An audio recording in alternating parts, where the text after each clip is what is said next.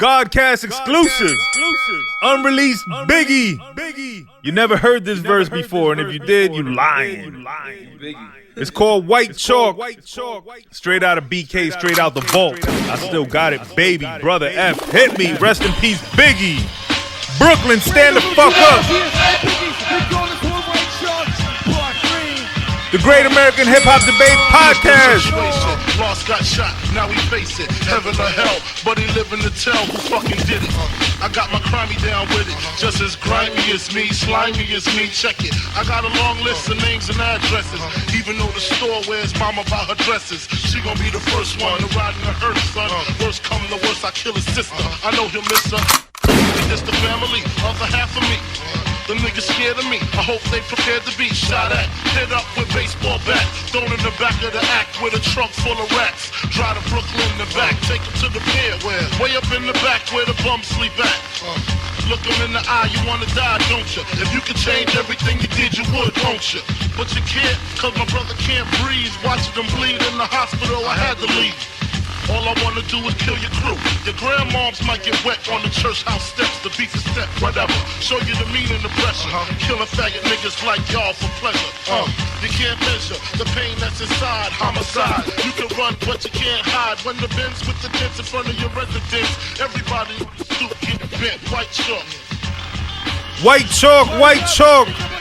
Chill. Unreleased Notorious B.I.G. I can't understand why that never got released. Too vicious, too violent. Buff wasn't having none of that. It's featuring what's my man's name? Diamond D? Diamond D probably produced it. No. It features somebody, but that's White Chalk, unreleased Biggie, straight out the vaults, Gahhd Cast exclusive. Chill. If you heard it before, then you the man. But if you didn't hear it before, let us know. Drop a comment on the YouTube. Drop a comment on the IG. Welcome world.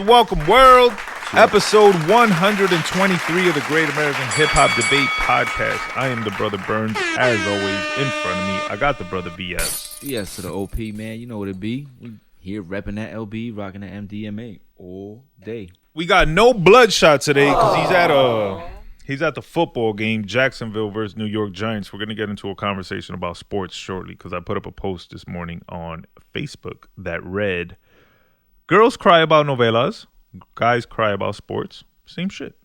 And I had somebody say, I have an ongoing conversation right now, right? So somebody replies. Matter of fact, my man Steve. Shout out to my man Steve because I do fuck with Steve, but fuck out of here. Okay. He says something like, LOL, now we're crying about the bets, right? Right. Parlays. Yeah, all that shit. And I'm like, true. No, actually, I said, nigga, please. You've been crying since the 80s, and I know your ass wasn't gambling then. Right. So he replies, and Steve is a little bit of a troll. This is why I'm enjoying this conversation, because I'm a master troll. He says, laugh out loud. Nah, besides the sports, it's about the work you put in, right? The practice and the camaraderie. Then he throws a shot. You never really played organized sports, so you wouldn't get it. LOL. Right? And that's cute, Steve. I appreciate it. I'm a fan of a good little troll shot. So I had to reply and be like, oh, true that. How many times did you practice with the Giants? How many times did you practice with the Yankees? Just so that I'm clear about this work that you put in. Yeah. Nigga, you crying over grown men that you don't know. And I find it funny. I'm not making fun of you. Yeah. I just find it funny. Right. However, you're defensive and trying to stick up for it. Nah, I got to shit on you. You're still my man, but I'm going to shit on you. Yeah. But that's sports talk for now. But we'll get back to it. Bludshot is at the Jacksonville New York Giants game. Yeah. The Giants just won. Shout out to that. 6-1. Damn. All the Giants fans gotta be souped. Good for y'all. What else? I fucked up my intro going into sports rant mode. But shout out to the brother F and Straight Fuego Studios. As always, if you need studio time, if you need to record an album, a single, a podcast, if you need to come over here and practice your stage show, if you want to come over here and have a dance battle, brother F is here. I'm here giving out dance lessons and ass whoopings all week. Holla at your boy. I came to kick ass and chew bubblegum. And I'm out of bubblegum, so that lets y'all know what time it is. This guy's full of sayings today. We had a guest lined up for this week. He reneged. He canceled. And He tried to reschedule, didn't he? Yeah. So I'm gonna let the world in. Let me put the camera on for this because I want to post this. Let me. Here we go. Let's talk to the world for a second.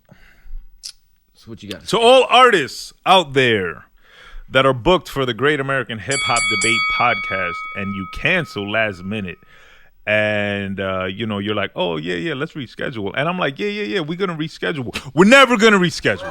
I'm telling you that right now. You cancel, you don't show up, you fall to the bottom of the list, and you probably won't be invited back. Nothing personal. Right. Is, I understand life happens and shit, but I don't think you would do that to like Nori, or I don't think you would do that to Wallo and Gilly. Shout out to Wallo and Gilly. They just signed a $100 million contract with Barstool. Big shout out to them. I don't think you would do that to those guys. And now I'm not saying that we are on their level, but it's a matter of respect. You know what I mean? I wouldn't do that to y'all. I wouldn't schedule y'all for an interview and then call you at the last minute and be like, nah, we're not doing it. Right. So have some mutual respect. This shit ain't free. This shit costs money. This shit costs time. Right. And when we schedule someone and then they don't show up, now we have to pull an audible and do an episode that we really wasn't prepared for. These episodes take about a week to prepare for, whether it's interviewing a guest or debating the best Jay-Z verses or whatever the case may be. We have to do our research to do it properly. Right. So if you cancel last minute and we talk and you say we're going to reschedule, and I'm like, yeah, let me check the calendar. Let me check the dates. I'm not really checking the calendar. Sorry. I'm just being honest. We're not rescheduling. Yeah. Thank you for coming to my TED Talk. Exactly. We're professional journalists out here. And that's the other thing. It's not about the money either. I mean, you mentioned the money, but more importantly, it's about the time. That shit you cannot get back. The money. Beyond that, it's just about respect, bro. Yeah, like, have absolutely. some fucking respect, man. Yeah. Damn, we respected you enough, or you respected us enough to reach out, and we agreed to a time and a date and a place. Right. And, now if you hit me 3 days before and tell me I'm not going to make it, that's cool. We can actually reschedule then because you're giving me advance notice and I can work around that. Right. But if the interview's at 3 and you call me at 2 and tell me you're not going to make it, then fuck you.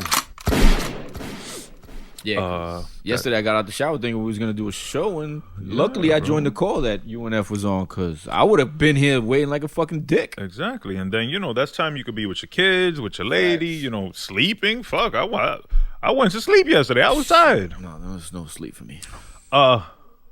Exactly, and Brother F got a setup. Brother F got shit to do, bro. He don't just want to be in this studio waiting for motherfuckers and setting up for no reason and shit. Again, goes back to the time. Absolutely. To go back real quick, shout out to Wallo, shout out to Gilly the Kid, $100 million contract with Barstool.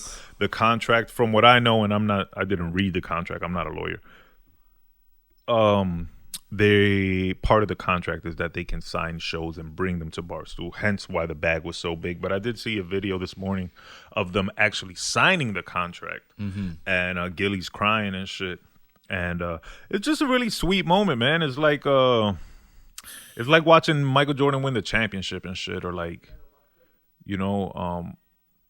it's watching the work pay off. Yeah.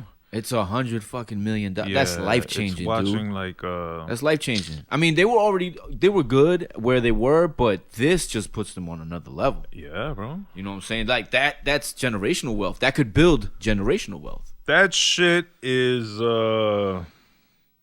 both motivating and embarrassing. I understand the motivational part. What is the embarrassment?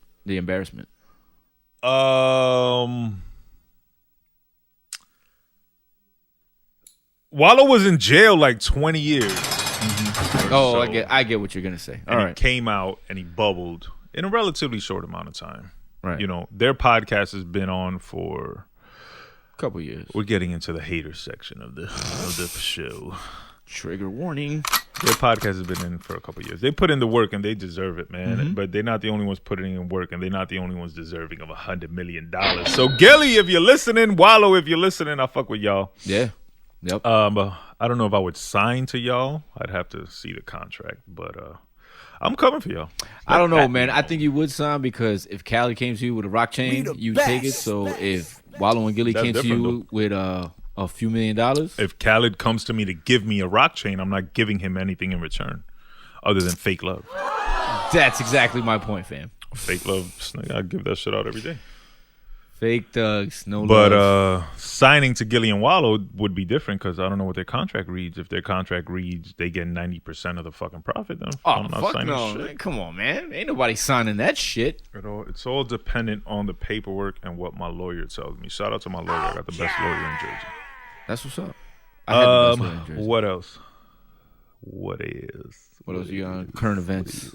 I don't even got no current events other than, leave Kanye the fuck alone, bro. Kanye is out here battling the Illuminati in real time in our eyes, and everybody's against him, trying to shut him down. Balenciaga wants to cut ties. Everybody wants to cut ties. Gucci put out a fully racist product a few years ago. Nobody canceled them. Nobody cut ties. Right. I believe Burberry put out an equally racist piece of garment. Nobody canceled them. Yep. Nobody cut ties. Walmart put out some bullshit, the coolest monkey in the jungle t-shirt for little black kids. Nobody canceled. Come on, man. That was H&M. But all of them do some funky shit, and nobody cancels them, and nobody does nothing. Kanye speaks his opinion that he has every right in the world to speak if that's how he feels, and if he don't like whoever or whatever the case may be, that's his opinion. I read something interesting, and it said the reason why he's being canceled and the reason why everybody's turning their back on him is because he's letting everybody know shit they should know. Shit they should not know. Right, that's what I'm saying. Shit they shouldn't know. Right, so the Illuminati, those that are in that circle are going to cancel him, of course, and those that are outside of that circle, which is us, should be supporting him because he's opening our eyes and exposing shit, but 90% of us are canceling him too, so it's like, come on, man, what the fuck y'all people want, bro? Leave that man alone, bro. Yeah, plus he's already battling his own demons. And Kanye's never really been wrong. He just be saying shit 2 or 3 years ahead of time, and he looks crazy. But then when shit catches up, he be right, and nobody goes back and says, "Oh shit, my bad, Kanye, you was right." Right. But that's what I was telling my coworker when he came out with the whole White Lives Matter shirts at the show and everything. I was like, "Watch, you might think it's wrong now, but watch 3, 4, 5 years down the line, we're gonna be like, that's what he was doing." That's the mark of a genius, bro. That's what I'm saying. You see shit ahead of time. Yeah, right? and I'm sorry, but my coworker, this is like, he's not a genius. I'm like, I don't know, man. You don't see it the way I do, then. Well, you can't expect idiots to recognize genius. You know what I mean? That's foreign to them. That's scary to them, even. You know what I mean? Einstein was like thought to be a loon and shit. Oh, big time. And a cuckoo. They were ready to lock him up for real. Yeah, but again, you can't force an idiot to recognize genius because it's foreign to them. They don't understand it, bro. Yeah. What else is in current events that I know of other than Kanye? I don't recall. Oh, new Nas, November 11th with Hit Boy, King's Disease 3. I think shout out to that. I think it's funny how I don't know. I view it kind of funny how now all of a sudden Jay-Z and Nas are back and forth. You know, always coming out with new shit now. Like Jay hasn't dropped. I mean, he dropped the God Did verse, which was really a song because it's a 4-minute fucking song. It's a 4-minute verse. Yeah. That it basically entails its own song. You understand what I'm saying? And I think it's funny how they just keep going subliminally. How it would seem it's going back. They're going back and forth. I don't see it like that. I don't know. I don't know. I'm petty like Jay that. dropped on a Khaled album. Yeah. Khaled drops once a year or so, once every 2 years. Yeah. And Jay's been on the last couple of projects. I'd say the last 3 albums. So that was expected. And Nas been dropping King Disease. Yeah, with Hit Boy. Now, Nas is dropping November 11th. If Jay-Z drops something November 11th, then for sure. Or the 12th. It's back to that shit. Because he has been notorious for doing that. But I don't know. I don't see... it's just coincidental how every time either one of them drops, the other one follows. But God Did dropped in what, August? No, September. Early September. Mm-hmm. Late August. Okay. What? Nas is dropping in November. That's 2 months apart. Man, in music, that's fucking... No, in music in 2022, that's damn near 2 years apart. Yeah, that's a fact. I don't know. It just seemed like it dropped yesterday. But anyway. I think they're just always connected, bro. Yeah, they will forever be connected. Entangled, right? Yeah. And it sucks because Nas is always going to be the little brother, the little dunny. You know what I mean? What? And Hov is always going to be the little daddy, brother? Big Daddy Hov. Yeah, well, I mean, besides the money, what makes you say that? The stain. What do you mean the stain? Jay got more stain than Nas. Business-wise. In the music business that he started in comparison. You can't compare Rock Nation to Mass Appeal. Nah. In wives. In marriage even. Jay ain't divorced. He almost got divorced. What else? Jay's the god, bro. I don't know. What else could there be? Rapping, I mean... Jewelry. The Rock chain way better than the QB piece. I mean, the rock chain, that's the thing. The rock chain holds a certain level of, I don't know. Right. So it's better. But that QB piece is beast, though. You wouldn't wear that shit. I'm not from QB. Even if I am a quarterback, though. So, yeah, I would wear that shit. What? No. That's it. Your What's joke is there done. with QB? Yeah, your joke is done. You're a quacker buster. That was terrible, guy. Nah, but I love Nas, bro. I'm not big on the Nas Hit Boy team, man. It's just... Yeah, I think... Did Hit Boy produce all the Magic? Yeah. All right, Magic is the exception. And even that is not stellar nor memorable. Right. I heard it the other day all the way through, and it's cool, but I'm not racing back to listen to it again. I mean, it's obvious that they have some sort of relationship and rapport. That's why they keep working together. My opinion, like, I would have liked...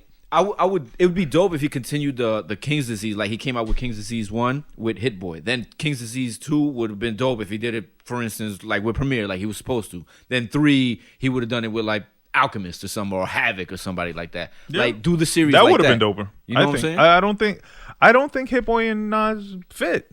I never did. What makes you think that? Because their sounds are just too... Like, they're too far apart, you think, maybe? Like, they're too foreign to each other? They're not making anything memorable.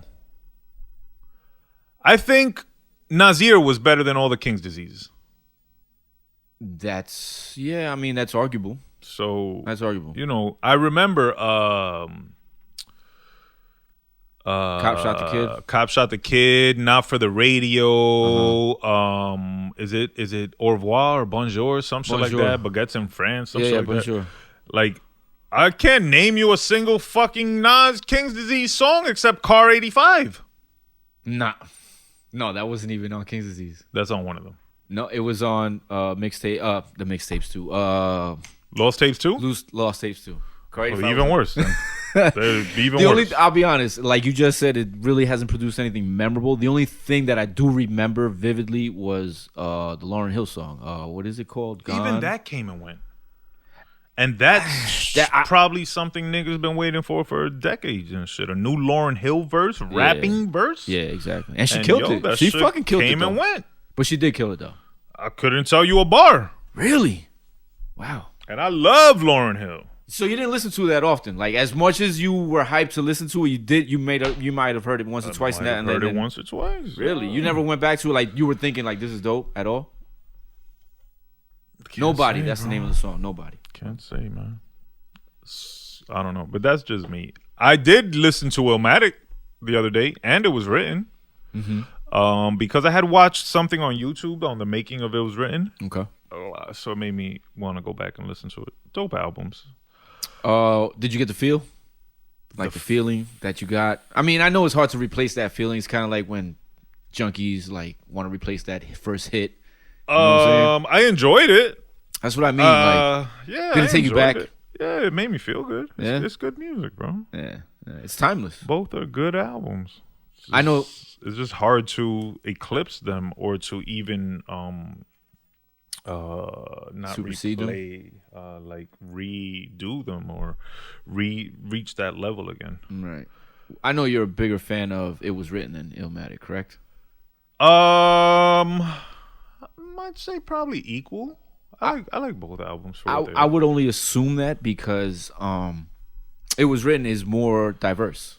Like it's more like popish, and it's more balanced. Yeah, but you know Illmatic was underground before underground existed. Illmatic was just hip hop. Yeah, that was the standard. Yeah. So it's just it is what it is. Yeah. If it came out now, it would be considered underground, and I probably wouldn't listen to it at all. Yeah, I mean, yeah, that's a good point. No knock to the underground, you know. It's just not my thing. I don't know. It's not what you look for. Yeah, bro. But you do enjoy underground projects. I enjoy a lot of them. Some of them. Well, I wouldn't say a lot of them. I enjoy some of them. Yeah. You know. Because even some of the cats. Good music is good music, bro.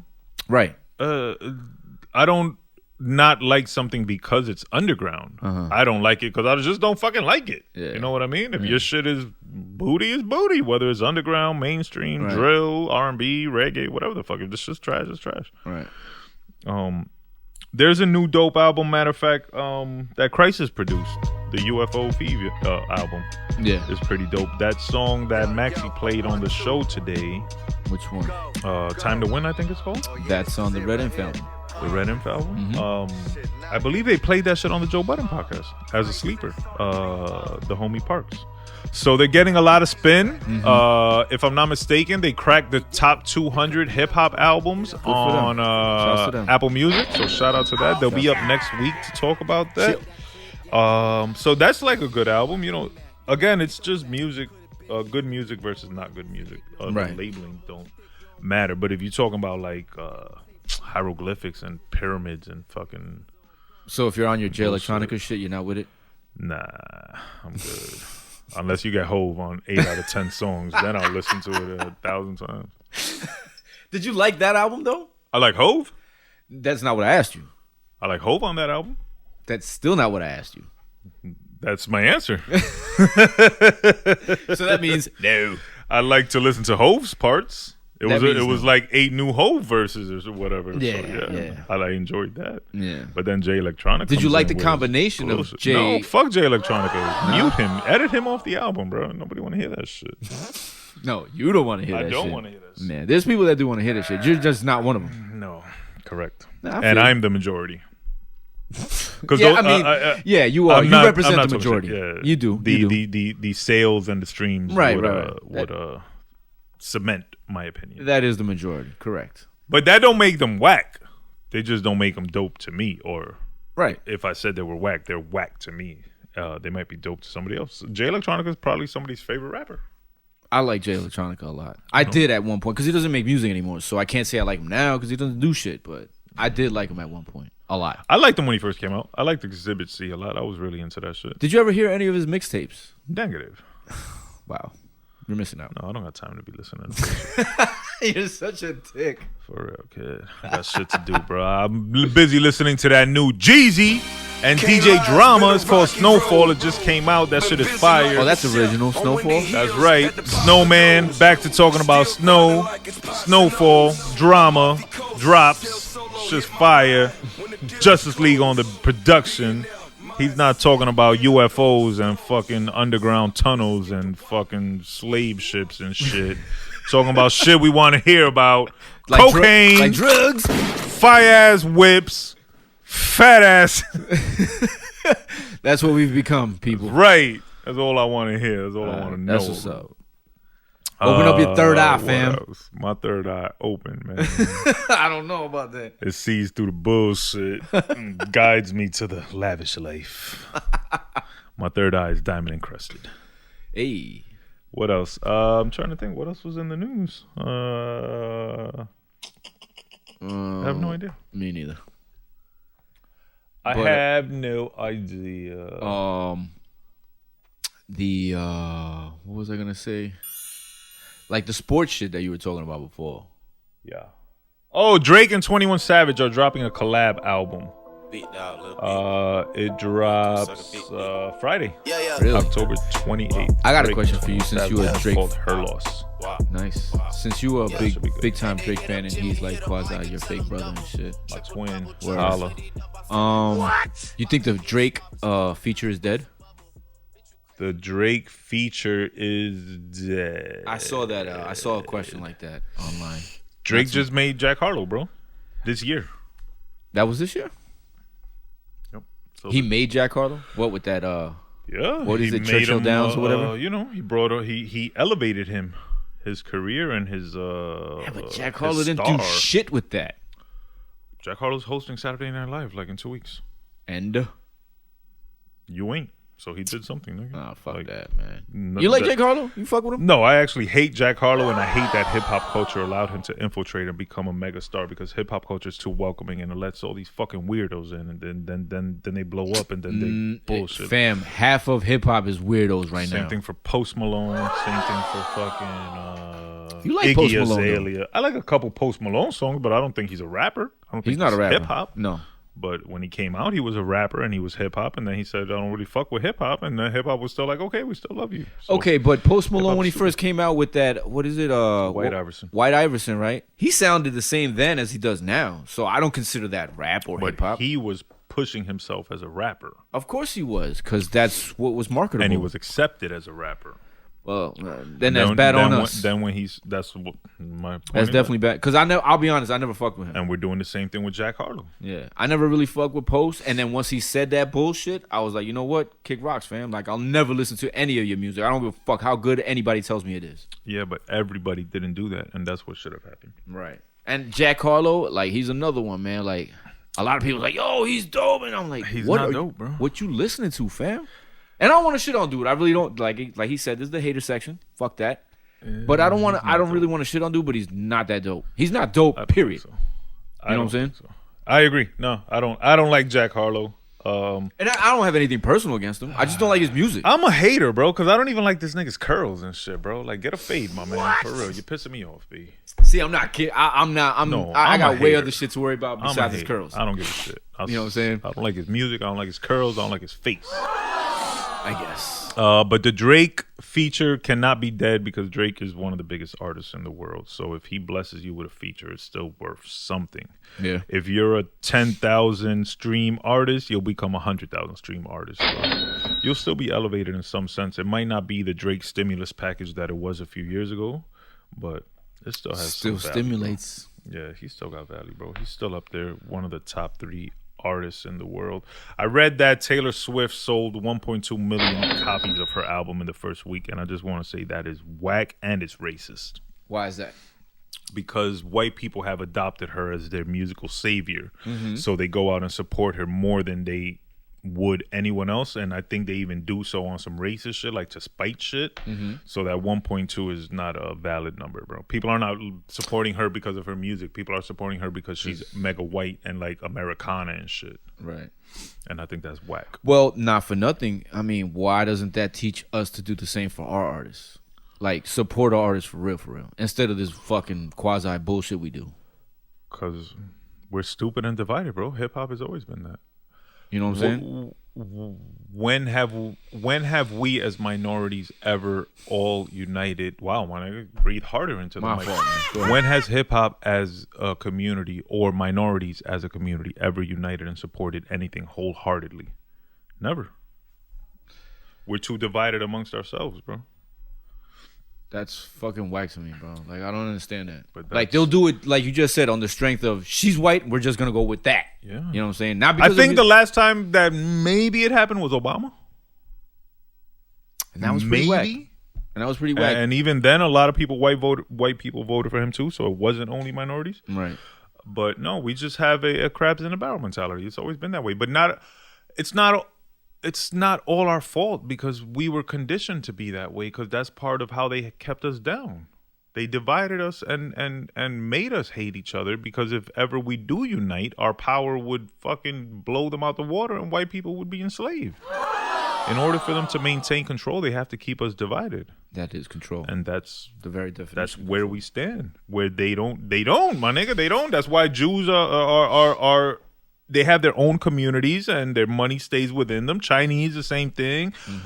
Indians, when they come, the same thing. All these other groups of people come and create economies, and they keep them self-contained. Where we, a minority neighborhood, we'll have one, let's say a Puerto Rican neighborhood. We'll have 1 or 2 or 3 Puerto Rican bodegas, but then within the neighborhood, there's a Chinese food spot, there's the fucking 7-Eleven, there's the liquor store owned by the Chinos, there's the fucking Chino nails and manicures. Like, We never self-insulate and keep the money within ourselves. But that goes back to what I was saying, that we are too much of a welcoming bunch. That goes back to Jack Harlow. That goes back to Puerto Rico and the islands when we fucking welcomed in the Caucasians and Columbus in them. And then they killed us and fucking took the land. Like, right. We as white people have that advantage in that they're barbarians. What do you mean? Like we are not. So they're barbaric and we're not? Yeah, so they come and kill shit and take over, and we allow it, and we don't do it in return. Africa never invaded fucking Europe and killed niggas and took land. But how many? I read that the fucking the royal family has invaded over 140 countries. Right, I read the same thing. Well, barbarians, like I said. Yeah. Well, that's and no true opposition and no policing. They just do. They've been doing whatever the fuck they want. Because they are the police. You understand what I'm saying? Yes. Well, in their minds, they are the police. And no, in actuality, they are the police, fam. Like they control everything. They police us. They control us, and all that shit. You know what I'm saying? And like you said, in the same breath, we allow it. That's the thing, exactly. They police it because we allow it, but the day that people stand up and rebel, they won't police shit. They'll be the minority. They'll be the weak in power. And before they allow that to happen, they'll kill all of us. They'll kill the planet because they have the nukes that we don't. So instead of giving up power, they'll give up life. And then everybody's fucked. Then everybody's dead. And then it'll all start over. And then, dinosaurs and shit. Dinosaurs and shit. What? See, you're talking about dinosaurs and pyramids and shit. Look at you. Look, I could be an underground rapper too, yo. Word up. Tyrannosaurus Rex. Come through and flex. I got bars, while I'm sipping Becks. Word up. On the mountaintop looking over the Essex. Ooh, that's an S, double S before the sex. Ooh. Y'all don't even know what I'm talking about. That's how deep my shit is. Yeah, you hit the bottom of the ocean with that one. Word up.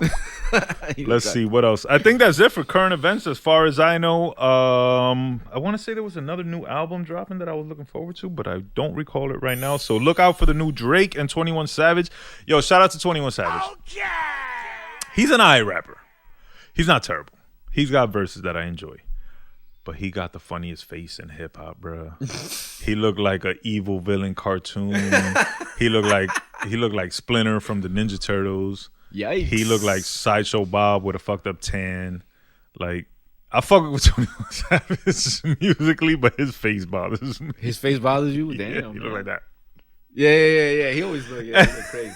But I'll be honest though, that he's a smart dude, yo. Like he's not an idiot. No. Drake is smart. No, but I'm talking about Sav. We know how you feel about Drake and all your admiration for Drake and shit. I'm gonna tell you why Drake is smart, because if you hang out with ugly people, you look better. What? That's what chicks do. We all know that. That's only chicks do that. You a thug. Drake. That's why he won't hang out with me, bitch ass. Oh, you think? Yeah, you think so? Yeah. That's why he hung out with like fucking what's his name? The Weeknd and them and Party Next Door and shit. He's like, I got it over these fails. Weeknd, another weirdo, bro. Nah, but I was saying about 21. I fuck with 21 because he's legit a smart dude, yo. Like when you hear him actually speak, he doesn't sound as ignorant as his music. Right. You know what I'm saying? Educated. Yeah, like he's actually a smart dude. Like he's articulate. He knows how to talk. You know what I'm saying? He knows how to convey his message. Yes. When he speaks, and I appreciate that about him. Well-spoken Brit. Yeah. That's the other thing. He's a Brit, so I mean, come on, man. He's part of that royal family lineage. Yeah, right. They wouldn't allow a black person in there if you fucking killed them, bro. They excommunicated the grandson. Oh yeah. What's his name? Who the fuck knows? The little mixed baby. Yeah, no, damn, I don't remember his name. But yeah, they fucking. That's what they probably call him around the fucking Buckingham Palace, the little mixed baby. Yeah, they got rid of him quick. He's not gonna be a prince of shit. Oh fuck no! You know what? I was reading the lineage and like the order it goes in, and like Harry and his sons and his family, they're like I think 17th on the list. If like let's say Charles dies, obviously the next is his son, the older one. See, but how does that work? Wouldn't the other brother be next if the one brother dies? It doesn't go like that. It doesn't go by brothers. Like, let's say Charles has a brother. It doesn't go by generations? That's how it goes. Like, I have a son, and I'm the king, and then, let's say I have a brother, and then I die. It goes to the son. It doesn't go to the brother. It goes to the king. It goes to my son. Nah, that's bullshit. You know, because if the queen had 2 sons, right, and one becomes the king, let's say because he was the oldest, right, and then he dies, the brother should become the king, right, and then when he dies, the oldest grandson should become the king. That's not the way it works. No, not in England, at least. I would fight that if I was. It works like that in other countries. William. It works like that in other countries, like North Korea and shit. You know what I'm saying? Shout out to my boy Raul, aka at Blame Society, I think is his IG handle. I shouted out career women on one of my women shout outs, and he thought I said Korean women. And I'm like, yeah, shout out to them too. Fuck it. But no, shout out to career women. Shout out to the boy Raul. Yeah, man. What else was it? What was I saying? Career women. No, shout out to that. Oh, shout out to Meghan Markle. So she fine as fuck. She nice. And you know she used to be a Deal or No Deal girl. I heard that. I never watched No Deal or Me neither. No Deal. I never watched that stupid ass I shit. wasn't into that shit. That was hosted by Howie Mandel, right? Yeah. He hosted it. He came up with the show and shit like that. Yo, that motherfucker's paid too. He's another one from like the 80s that was kind of goofy, stuck around, and then he disappeared, and now he's back on some invention shit. Like all them shows that he's on, he's got like his hand in those shows. Yo, that's the way to do it, bro. Yeah, like he's like executive producing them shows and shit. Yeah, don't call me if you just need a host. Call me if you need a host and you need you're gonna give me a percentage on some of the creative back end and shit. Oh, that means they're never gonna call you. That's how business should be handled. Well, no, but first of all, fuck out of here, because they better call me. And second of all, I'm not waiting for nobody to call me. I'll make it that so that they don't like. Nigga, don't call me. What? I don't want to host your shit. I'm going to create my own shit and host it. And then you could call me and try to buy it. Shout out to Villainous, Brooklyn Blue Cafe, and One Got Beats. They have an event tomorrow, Monday, October 24th, I believe. They're doing a spoken word poetry event at the Brooklyn Blue Cafe in Union City. One Got Beats is performing. They got a couple other performers. They got a couple DJs. So if you're in the area, check it out. But by the time you hear this, it will have passed. So shout out to them just for putting it together. Word. And I know you're souped about the spoken word Grammy. Yes. The Grammys announced 5 new categories, one of them being spoken word / poetry. So I'm going to try to get my spoken word shit nominated. I got my manager on the mission to figure out how that's possible. And my people at United Masters, y'all my partners, so y'all supposed to help me. So let's do it together. Let's bring a Grammy back to UM, back to LBE, and back to Jersey. And if we do that, if I win a Grammy... You going to piss in it? No, I'm going to drink out of it, and then I'm going to retire. What? I won't do nothing else. Wait, you won't do? You'll retire from performing at all? I retire from everything. Well, you heard that. Oscars are next. Yes. Ooh. Oscars are definitely next. Yeah, absolutely. We got some documentaries on. But that. again, I'm talking shit. I won't retire, bro. I got mad more shit to do. I got mad more shit on the bucket list, and every time I knock some shit off the bucket list, I add some new shit. I just directed my first video. Y'all go check that out. It's called The Dream. It's on YouTube. Part 1 of a 3-part mini movie series that is coming out. Part 2 is being edited shortly. So yeah, there's no retirement. I'm not retiring when I die. That's it. I still have like when I make a goal, there's usually not a time limit, right? So if I say I'm gonna do something, I might do it 20 years later, but I'll still do it. There's no deadline. You know, there's no deadline until I give myself like an official deadline. Like, all right, now I'm gonna, for the next 6 months, I'm gonna focus on this, and this is the deadline. But like, when I said I was gonna write a book, I probably said I was gonna write a book like in 5th grade or something, or 6th grade. I didn't know when I would write it, but I knew eventually I would write a book. Same thing with directing a video, you know, shooting a documentary. I don't know which documentary is gonna come first, but I'm gonna shoot a fucking documentary. You gonna write another book? I have an idea for a book. I mean, you have to say what it is right now. No, I talk. I'm not one of those, bro. I talk about shit. I put it into the universe. That way, I put pressure on myself. I'm working on a second book. It's called Dropping Jewels. Mm-hmm. That's a double entendre. I got it. But the book would be about life lessons that I've gathered throughout my life. Not necessarily that I've made up, although some of them I did make up myself. But shit that I've learned along the way. One of them that comes to mind quickly offhand is one that I say often, and it's support should never be expected, but it should always be appreciated. Right. So shit like that, little jewels that I've picked up, little life lessons. Then I'll write, obviously I'll share them, and then I'll write what they mean and what they mean to me specifically. And that's another book. And then I got another book that I'm gonna write.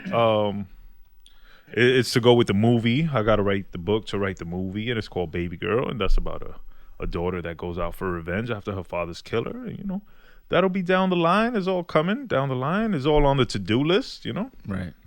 It's just a long list, bro. That's what it is. But fuck it, because you got to have dreams. If you don't have dreams, you have nightmares. So might as well dream, and if you're going to dream big, because ain't no point in dreaming small. Or turn your nightmares into dreams. Or be Meek Mills and have them both on an intro. And you'll be straight. Speaking of, I was listening to Meek on the way here. What did I hear about Meek recently? I don't know. Recall. Shout out to Meek Mill, though. Shout out to Philly. Shout out to my boy Mickey. Shout out to the Eagles. I think they're still undefeated. They are. They're the only undefeated team in the league. Weren't they ass last year? They weren't that great. They made the playoffs, but they weren't. They barely. The year before, were they ass? There was a year they were super ass. They won like 5 games or something. And it's within the last 5 years. Possibly the year before. I think it was the year after they won the Super Bowl. So shout out to them on the big turnaround. Yeah. Shout out to the brother Mickey. Shout out to the Giants again 6-1. Shout out to all the Giants fans. Shout out to all the sports fans. I don't mean to fuck with y'all. I just like to. Yeah. It's just funny to me because y'all are so passionate about something that don't care about you. And I kind of find that to be funny. But I'm shocked with you, Burnz, because I could have sworn that you were an avid sports lover. Like, you know what I'm saying? No, I enjoy sports. I don't jump up and down and cheer and fucking cry when niggas lose and shit. Right. I think that's weird. Okay. But I enjoy watching sports. I'll be honest. Just entertainment, like with anything else. Yeah. I mean, I love football, right? I played football in school and shit like that. And, like, I follow the 49ers. I'm a 49er fan. I've always been a 49er fan since I was a kid, right? I've never cried for the 49ers. Like, even, it was bad when Joe Montana got laid out or whatever. Didn't they break his back or some shit? Almost. Right? Leonard Marshall almost killed him. I feel as though I remember that. Yeah. That was traumatizing, but I didn't cry. The only time a sport or somebody in sport made me cry was, we've talked about it on the show, Mike Tyson when he lost to Buster Douglas. But I was also probably like 12 years old. Yeah, that's cool. I cried when Hulk Hogan lost to Andre the Giant. And that shit was playing. They brought out the fake ref and shit, but I was like 8 years old, so I get it. I'm talking about grown men that be... No. Niggas is crying today about the Yankees. Yeah, nah. Okay, the Yankees don't give two shits about you. They don't. They wouldn't cry about you if you died in Yankee Stadium, on the field, on the pitcher's mound. Right. They'd move you and keep the game pushing. Basically. My thing is like... And again, it's not even to knock y'all. Like whatever the fuck you like and love it if you love it. In my eyes and in my opinion, it looks weird. I don't understand it. But also, a wise man once said that happiness is having something to look forward to. So if that's what you have to look forward to and that provides you happiness, I'm nobody to knock it. Y'all have fun. This is just my opinion. Right. Women cry over novellas. Niggas cry over sports. And I think you said that. And they're the same thing because none of these sports are like... To me, they're all rigged, bruh. There's always some behind-the-scenes shit going on like that we don't know about. Yeah. So it's a novella, just like wrestling. I get what you're saying in your comparisons and the parallels, and it makes sense, but the only difference, in my opinion, between a novella and sports, especially for men, like a lot of men that watch sports nowadays, they did it with their dads or their uncle. And what do you think women did with their moms? Listen, let me finish. And it's something that they did since they were a kid. And it's what they were taught by this significant other person. I'm so glad you said that. Right. Finish your statement. You know what I'm saying? Whereas novelas, fine, you might watch it with your tia or tu abuela, you know what I mean? But you weren't getting emotional over it. And it wasn't like... Who said? maybe your tía was, but maybe you were too young to understand. Maybe. And then you got into it later on. Exactly. But sports is something that it was ingrained, you know what I'm saying? Since you were a little kid by another person that followed sports. And they taught you, look, this is what happens when they, blah, blah, blah. You know what I mean? They got into the intricacies of it and showed you what it was. Yeah. So besides the fact that you're following a team and you're fanatic about that team, now you also have like an emotional connection to it because of, let's say, your dad or your uncle that showed you the sport. I watch wrestling till this day because I watched it with my dad as a kid. So I totally understand that. Okay. So go ahead. I'm not knocking that. I want to say this. Go ahead. To all the parents out there, especially the fathers out there, stop cursing your children with these loser-ass fucking teams and making them support these loser-ass teams their whole life, and you condition them to like losing and to accept it and for that to be part of their life. Stop making them fucking Jets fans from birth. Stop making them fucking Giants fans or Yankees fans or all these loser-ass teams that don't win. I know the Yankees won 27 rings. Whoop-de-doo. Mets and shit. Who else? Who's the loserous ass teams out there? The fucking Nets, the Knicks. Like, yo, let the kid pick a team, bro. They're born and you're putting them in these loser jerseys and just assigning them a life of loserness. Let them pick their own wins or their own failures, B. Thank you. Wow. PSA. Yeah, because I see it all the time. Like, this poor kid's 3 years old. He's rooting for the Jets. The Jets ain't won shit in 40 years. He's going to be rooting for them for the next 30 years. They're never going to win shit. And that affects their life, B. They get used to just being losers. Yeah, I will say and they think this. it's okay. Like, you see, I'm glad you did say that because there was people that took it that far. Like, when the Eagles won that Super Bowl a couple years ago, motherfuckers ate shit. Because the Eagles won a Super Bowl. Yeah. Like, they were so happy that they were in the... I have an issue with that. You know what I'm saying? Like, it was on camera. Dude literally ate a fucking handful of shit because the Eagles won. What? Was he an Eagles fan? Yes. So that makes less sense. Yeah, I would understand if he was the other team's fan and maybe it was a bet and you lost and now you got to eat shit. But you're celebrating by eating turds? Like, horse turds. Your brain ain't right, bro. Yeah, fam. Your brain ain't right, like bro. That I don't understand.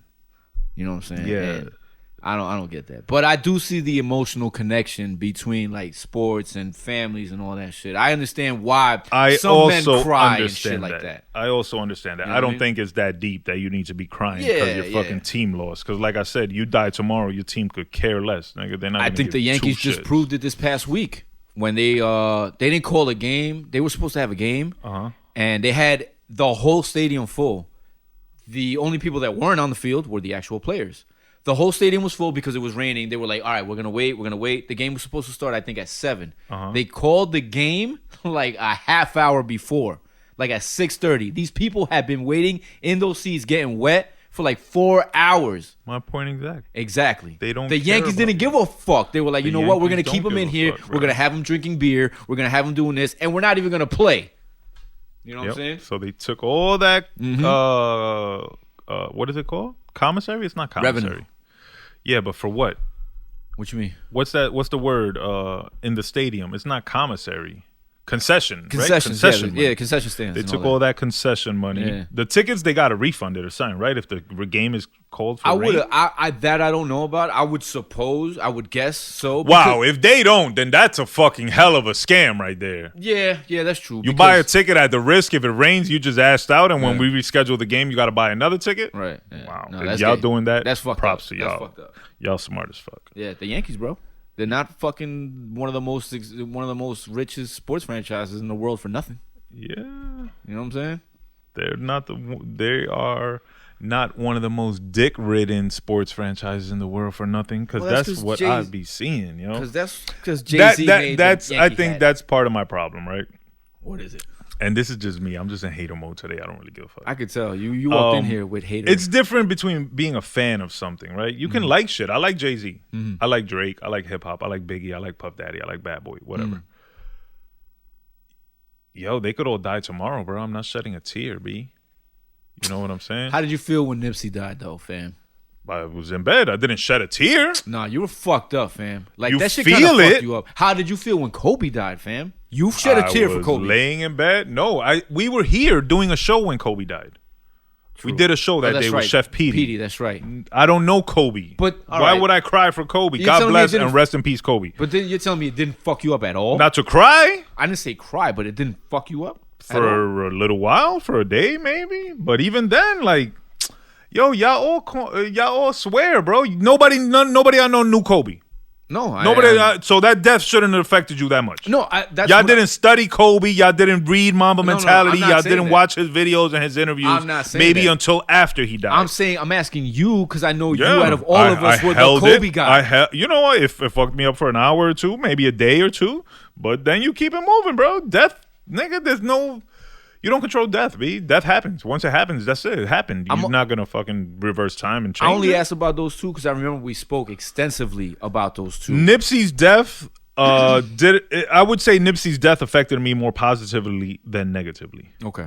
Nipsey's death was almost motivating to continue or to carry on that type of lifestyle and that type of legacy. Same thing with Kobe's death. Once you get past the shock of it, then you're like, all right, he was on this mission. He had this mentality. He had this game plan, this way of life.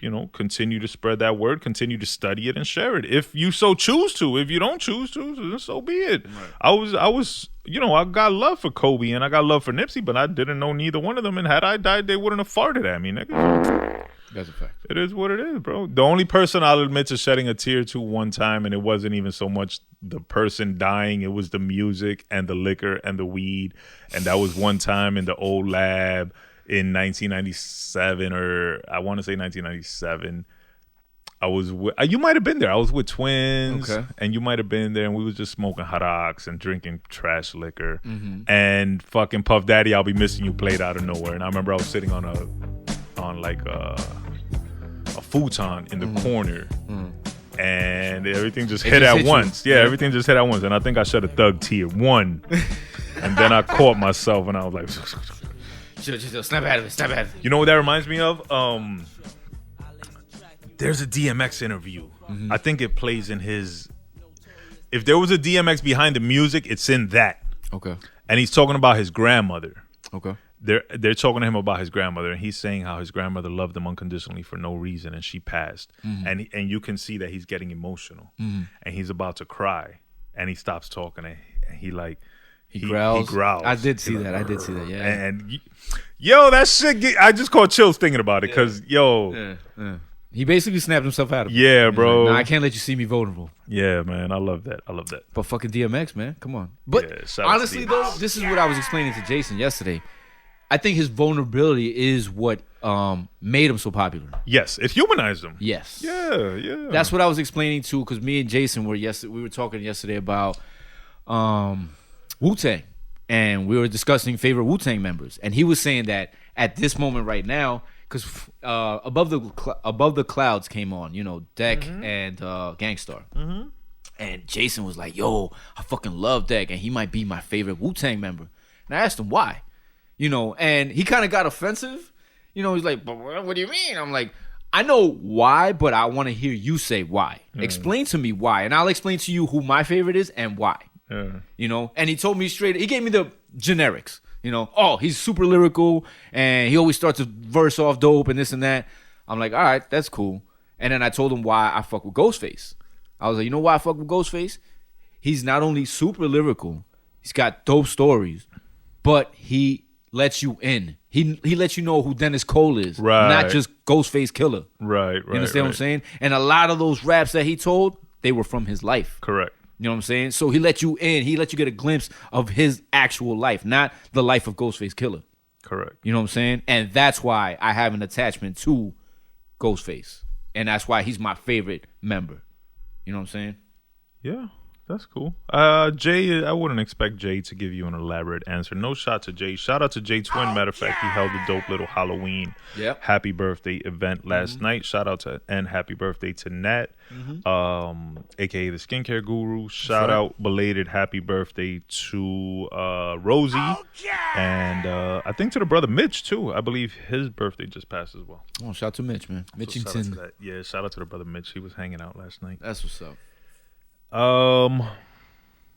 Yeah, I don't even know what we were talking about, bro. But stop fucking crying over sports, man. Buck up, man. Man up. Damn. Yeah, sports. Like I said, the only time if you're not on the field and you're not injured, quit the crying, bro. Yeah, I only cried for Mike Tyson, man, because it broke my heart to see him get knocked out like that. It breaks my heart. You know what I'm saying? I get it. But he was a fucking bro. Mike Tyson was different. Mike Tyson was a beast, but I wouldn't cry for him. Nah, I mean it. You know what? I'm weird because I cried during Rocky Balboa when Rocky was talking about that Adrian died, and he said something like, "Oh, I wish I could remember it, bro." But he said some deep shit, and I was there. Like, you didn't cry when Mickey died? Hell yeah! And yo, that was a good scene because Sylvester Stallone was wailing. He was wailing, fam. I was like, wow. I'm 99% more likely to cry over a movie than a sports game. Okay. I would even say 100%. I don't think I've ever cried over a sports game, and I don't think I will ever cry over a sports game. Yeah, I don't think I will. I mean, besides Mike Tyson. But a good movie, but then again, I also cry on the randomest shit, bro. I cried during the Super Bowl one time because they gave a commercial about farmers. What? What? And it was a good ass commercial, and I was like, oh, that touched me. Yeah, bro. You ain't a farmer. You don't even have farmers. I don't even know farmers. I never met a farmer in my life, but it's not about the farmers. It was about the commercial and the sentiment and the way they edited it and the music they used and the cinematography. It was a good fucking commercial, bro. I'm a soft dude, bro. I don't give a fuck. You know what? You're a softie, but you also have the pause hard exterior. Yeah, I'm trying to think what else. I cry over dumb shit, bro. You cry over dumb shit. Yeah. I'm trying to think what other movie made me cry recently. I don't know. I'll remember later. But I definitely cried over Rocky Balboa. Blow always makes me cry because at the end he envisions his daughter and she's not really there. That shit always fucks with me. Yeah. Notorious. I don't watch the end of Notorious because I know he's gonna die. That movie was terrible, fam. Oh, yeah. I cried because of how bad that movie was. What else? And they did, not for nothing. Both those guys got a shitty deal on their movies, bro. Pac and Big. Because Pac and Big, the actors, or Pac and Big? Pac and Big, like the people got a shitty deal on their movies. Like you would think their movies would have been like this epic thing, and it wasn't nothing amazing. Well, they were both rushed. Let's look at Elvis, right? His movie just came out, and he's been dead 30 years, 40 years. But that's fuck Elvis, nigga. You're missing the point. Pac and Big died, and their movie was out 5-10 years later. But it's also a different genre of music. They rushed them, bro. They rushed them to get a check. I'm glad they got fucked. Shit was whack. But what was I gonna say? Eternal Sunshine of the Spotless Mind also makes me cry. Hell yeah. Yeah? That's a good movie. I'm a lover, bro. Hey, I'm a lover. Yeah. And that movie is about two lovers that can't be together. Same thing with the Butterfly Effect. At the end of the Butterfly Effect, the man sacrifices his love for the girl because if he doesn't, she'll forever be in danger. Mm-hmm. So in order for her to be safe, he has to give her up and never love her again. And that's heartbreaking. That deserves it. You cried when they walked by each other? Hell yeah. And they looked at each other, she knew she couldn't figure out where she knew him from, but he knew exactly what was going on. Yep. Yo, that's unrequited love is one of the saddest things in the world. And to have to love someone from a distance is one of the saddest things in the world. So hell yeah, that shit'll make me cry because that's real life human emotion and love and love lost and love lornness. Fucking bullshit ass touchdown interception shit. Y'all niggas be crying like little bitches and shit. Oh, my team lost today. Shut your ass up, nigga. Go play a sport. Go fucking play. Old ass niggas, old high school reminiscing. Yo, I was the man in high school. I scored 4 touchdowns in Polk High. Shut your Al Bundy asses up, man. Ooh, you sound like Kanye right now. You gotta tell them I stories. got Kanye in me. I got Nipsey in me. Pause. I got Kobe. I don't even need to pause it because I have the soul of Kobe, the soul of Nipsey, the soul of Kanye, and the soul of Bruce Lee. And they all in me and they fight to come out and who's gonna vocalize this. The system and shit. What? Who's gonna be the mouthpiece? And Hove is in there too. Hove is still alive though. It don't matter. We share souls. Hey. Yeah, bro. You should be a fucking psychic medium. Well, I wish, man. My intuition don't miss, bro. Let me ask you a question. Would you ever go to a psychic and like let them tell you what's coming and what happened? Would I? I think I would just to try it out. I don't think I ever have. You believe in that shit? Like, would you? I believe in intuition. I believe in Yeah. astrology I think and we all the have it. universe. Yeah. As far as a psychic, I think they ask questions to guide their answers so that they are never specific, but somewhere in the ballpark. And it makes you think they're right. But I've never been to one, so I can't say for sure. But I've been with, or I know females who have gone to them and swear by them. And it depends on the one, who you go to too, because some might be bullshit and some might be legit. I'd rather go to therapy though. Oh yeah, that's a fact. And get that's more tangible. help and shit. Yeah, it's absolutely more tangible. Yeah, I actually have to go back to therapy. I have unresolved traumas and pains that continue to affect how I love today, or don't love actually. Yeah, I mean, I think we all do. Some of us were able to get over it better than others. You understand what I'm saying? Yeah, but some people don't admit it and never get help. Yeah. Or you fooled yourself into thinking you got You're over correct. Exactly. That was going to be it. I was like, yeah, you think you're good and you tell yourself you're good, but you're not. You know what I'm saying? You still got unresolved. I've done that. I've told myself I was okay or over some shit, and then next thing you know, you end up crying under your bed. Nah, but what I think it is, I think it's more so men are like that. You know what I'm saying? Well, men are raised and trained to be emotionless, so that's a terrible starting point. To have to bury your emotions is fucking tragic, and when you can't express what you're feeling honestly, life becomes a lie, yo.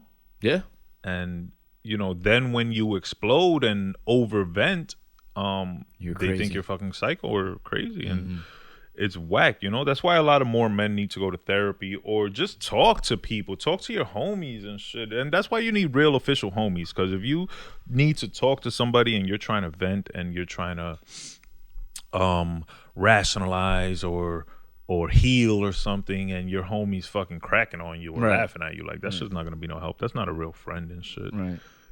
That's a fact. Niggas need support too, bro. Niggas need love, and understanding and shit. And society will tell you that we don't. And I seen this sad video. Matter of fact, this video made me cry, and it's an Instagram reel. Jesus, Joe. They asked men, a gang of men, when you're fucked up in the game and you need to talk to somebody, who do you call? You know what the number one answer was? Go ahead, tell me. Nobody. I'm a man. Right. I don't have anybody to call. And what the fuck am I supposed to call and do and talk to them? Tell them I'm sad? Tell them I'm depressed? Tell them whatever? Nobody wants to hear that shit. I'm a man. I got to deal with it. I got to swallow it, and I got to keep it pushing, and nobody knows. And that's why men are the leaders in fucking suicide, bro, because they don't have a way to vent or to talk and shit, and they carry shit around, and then the pain becomes overwhelming, and they end up killing themselves. But it's like you just said, it's because of the fear of, like, I go vent to you, I'm like, yo, fam, I'm not feeling myself. Exactly. Like, I feel whack, I lost my mojo, and you'll be like, man, get the fuck out of here with your soft ass. You booty, go cry over the Yankees again, you soft ass. Yeah, so fellas, be there for your fellas.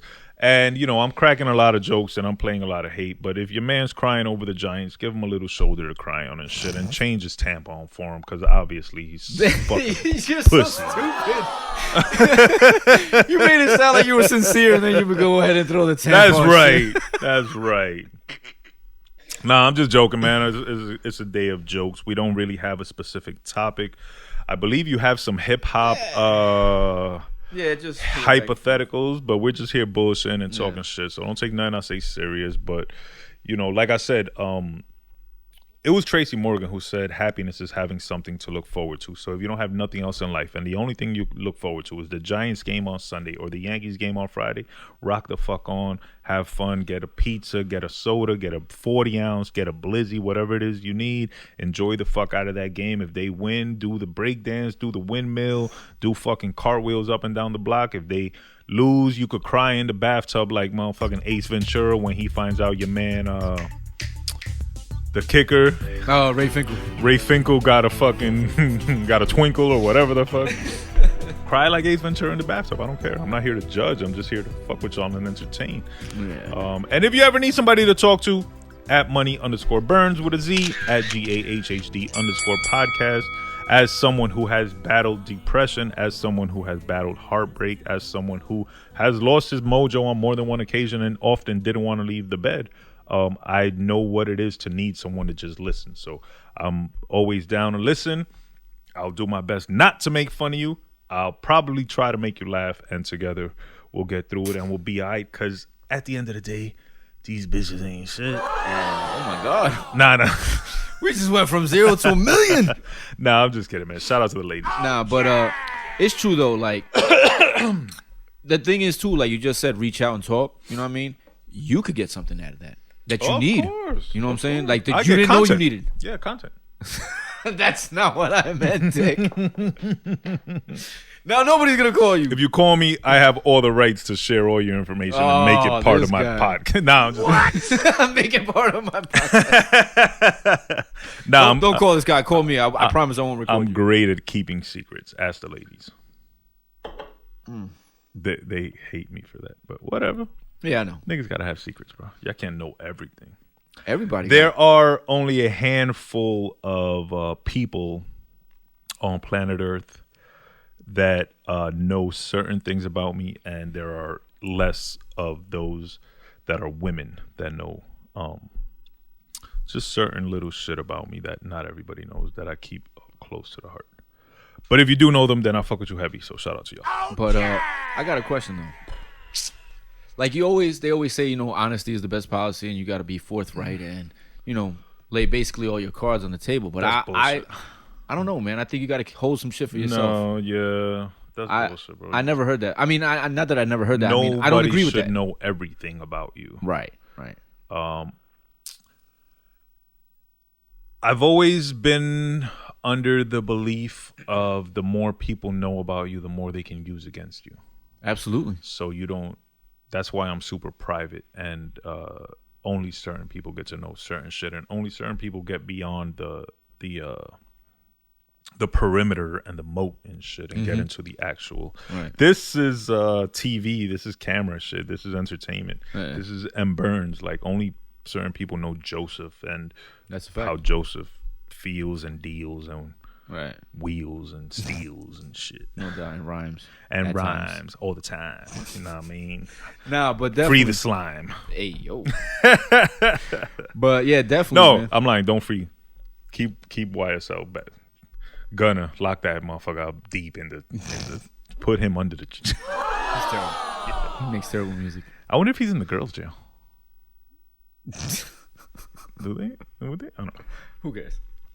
Who cares? Hit me with a hip hop hypothetical so I can shit on it. All right, let's go. What if Slick Rick never went to jail? Slick Rick. Because remember, he was at the top of his game when he did go to jail.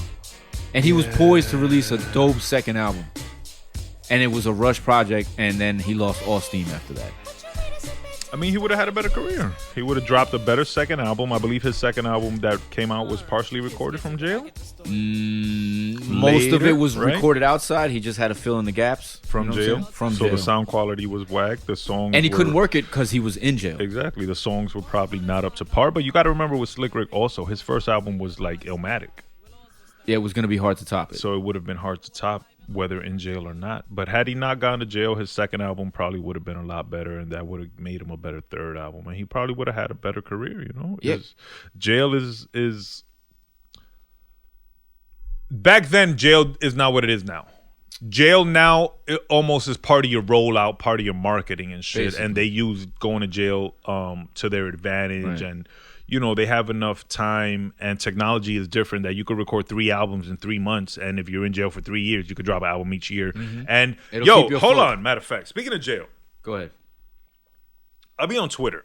Okay. And there's one person in jail making sex dolls. Hey. Literal life-size sex dolls and selling them in jail.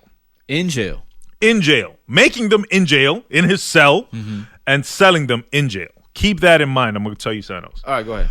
Another person I seen in jail in his cell had like a big screen TV, a PS5, a leather recliner, a refrigerator, a fucking microwave, all kinds of shit. Nigga living lavish like he's on a resort. I say both of those things to say this.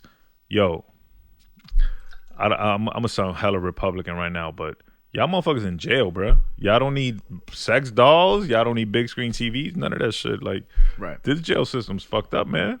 It's been fucked up. Motherfuckers look like they want to go to jail. I want to go to jail if I'm going to get a big screen and a PS5 and a sex doll. Then I ain't got to go to work. Ain't y'all going to give me food all the time and I got a place to stay? Like, come on, man.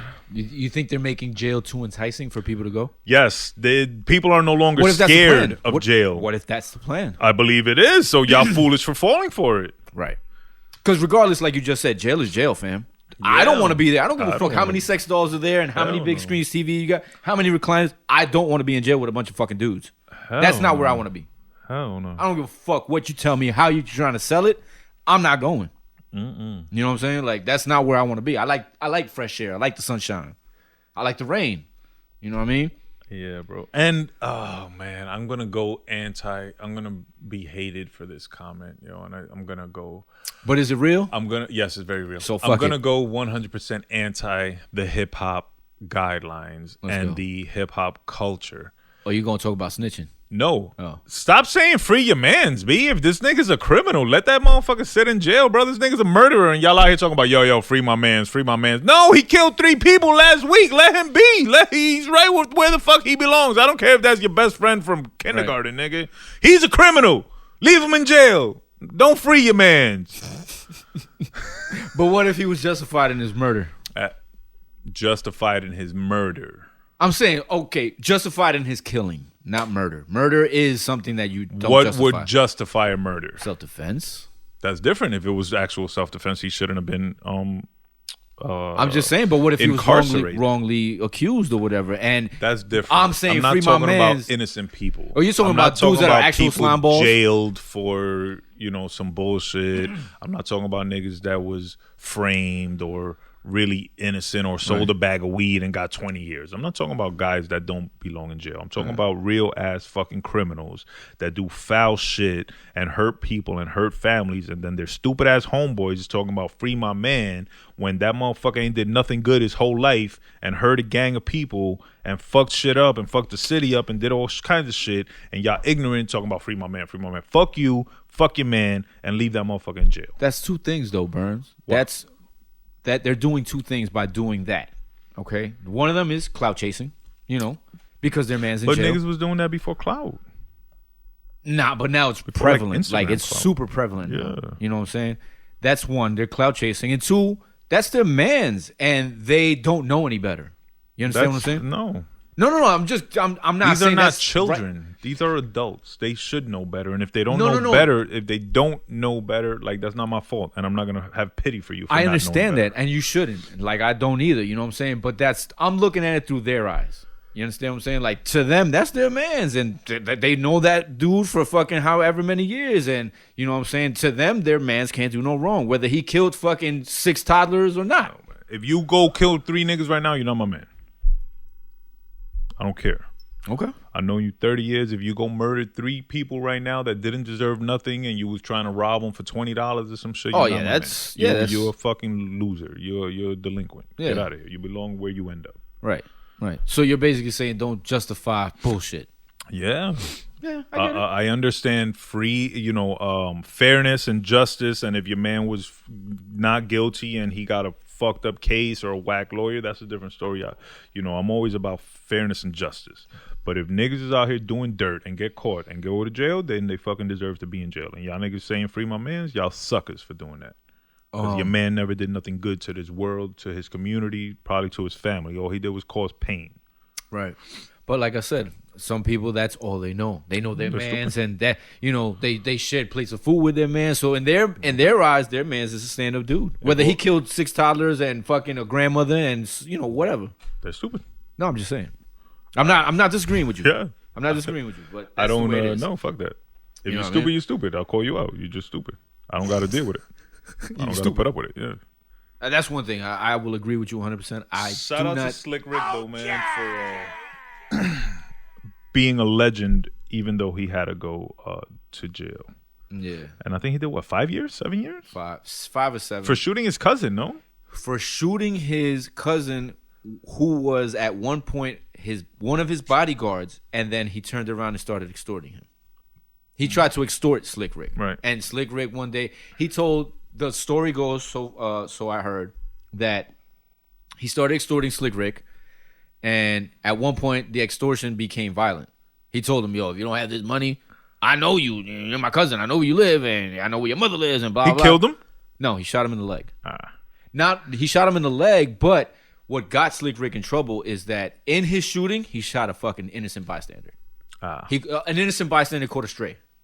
You understand what I'm saying? They didn't die, but it's still attempted murder. Then you deserve to go to jail. Sorry, Slick Rick. You think so? Yeah, you need better aim.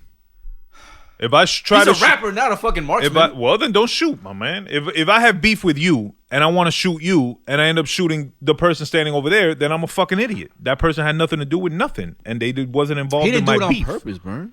I don't give a shit. Don't fucking pull your gun out if you don't got aim.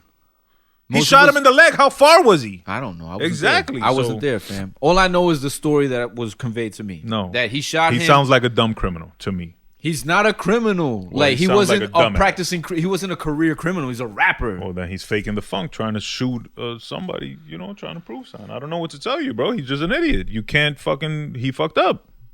He did fuck up. I'm not disagreeing with that. You got beef with this person and you ended up accidentally shooting someone else. So you're an idiot. You fucked up. You deserve to go to jail. Simple as that. Like people be making mad excuses and shit. I'm not making excuses. I'm not just saying you. I know. I'm just saying I'm looking at it for the facts for what they are. You understand what I'm saying? Yes. The fact is he had beef with his cousin and he shot his cousin, and in doing so he shot an innocent person that was not involved, and that is a crime. So he deserves to go to jail. Yeah. Now, that's not very hip hop of me, but that's very grown man logic. So take it for what it is. Okay. He would have had a better career if he didn't go to jail. He was the original swag rapper. Hell yeah, that nigga was the man, bro. Slick Rick was like the coolest person when I was a kid. When I used to watch his videos on the box and shit, Children's Story, the show, Teenage Love. Like, that motherfucker was cool as shit, bro. Teenage Love was one of my first soft tunes fucking anthems, B. You kidding me? I still listen to that shit to this day, bro. Don't hurt me again.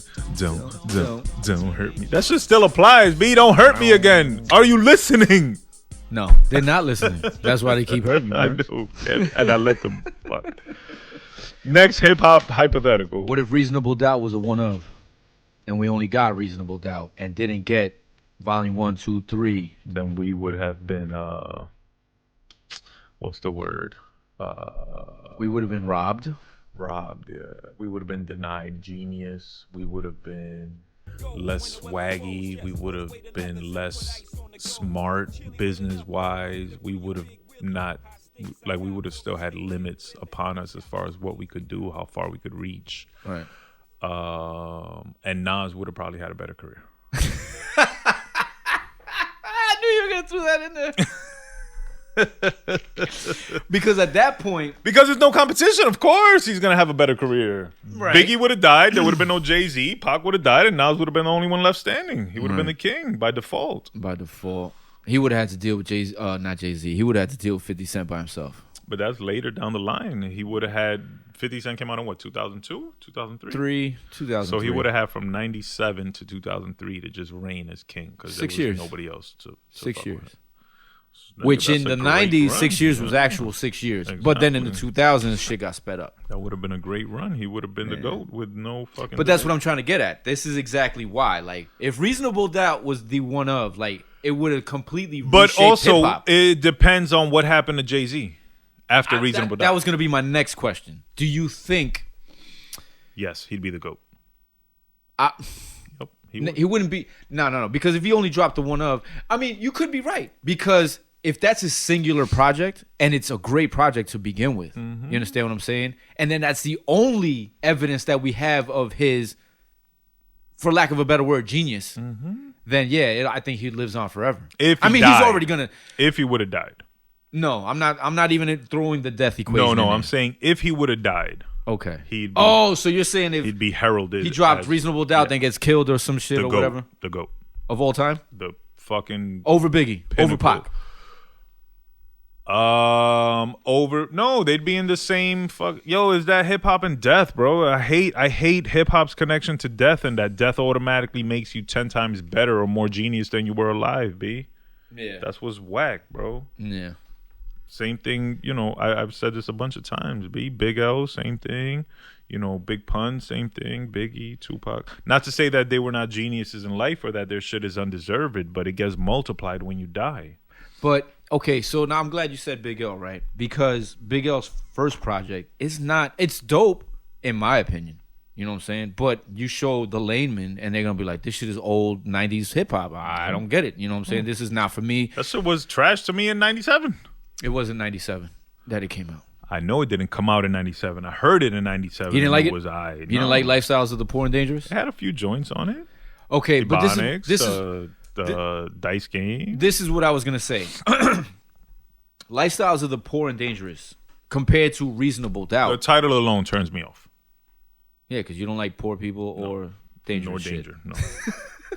I don't want to be involved in neither of those two circles. Poverty nor danger?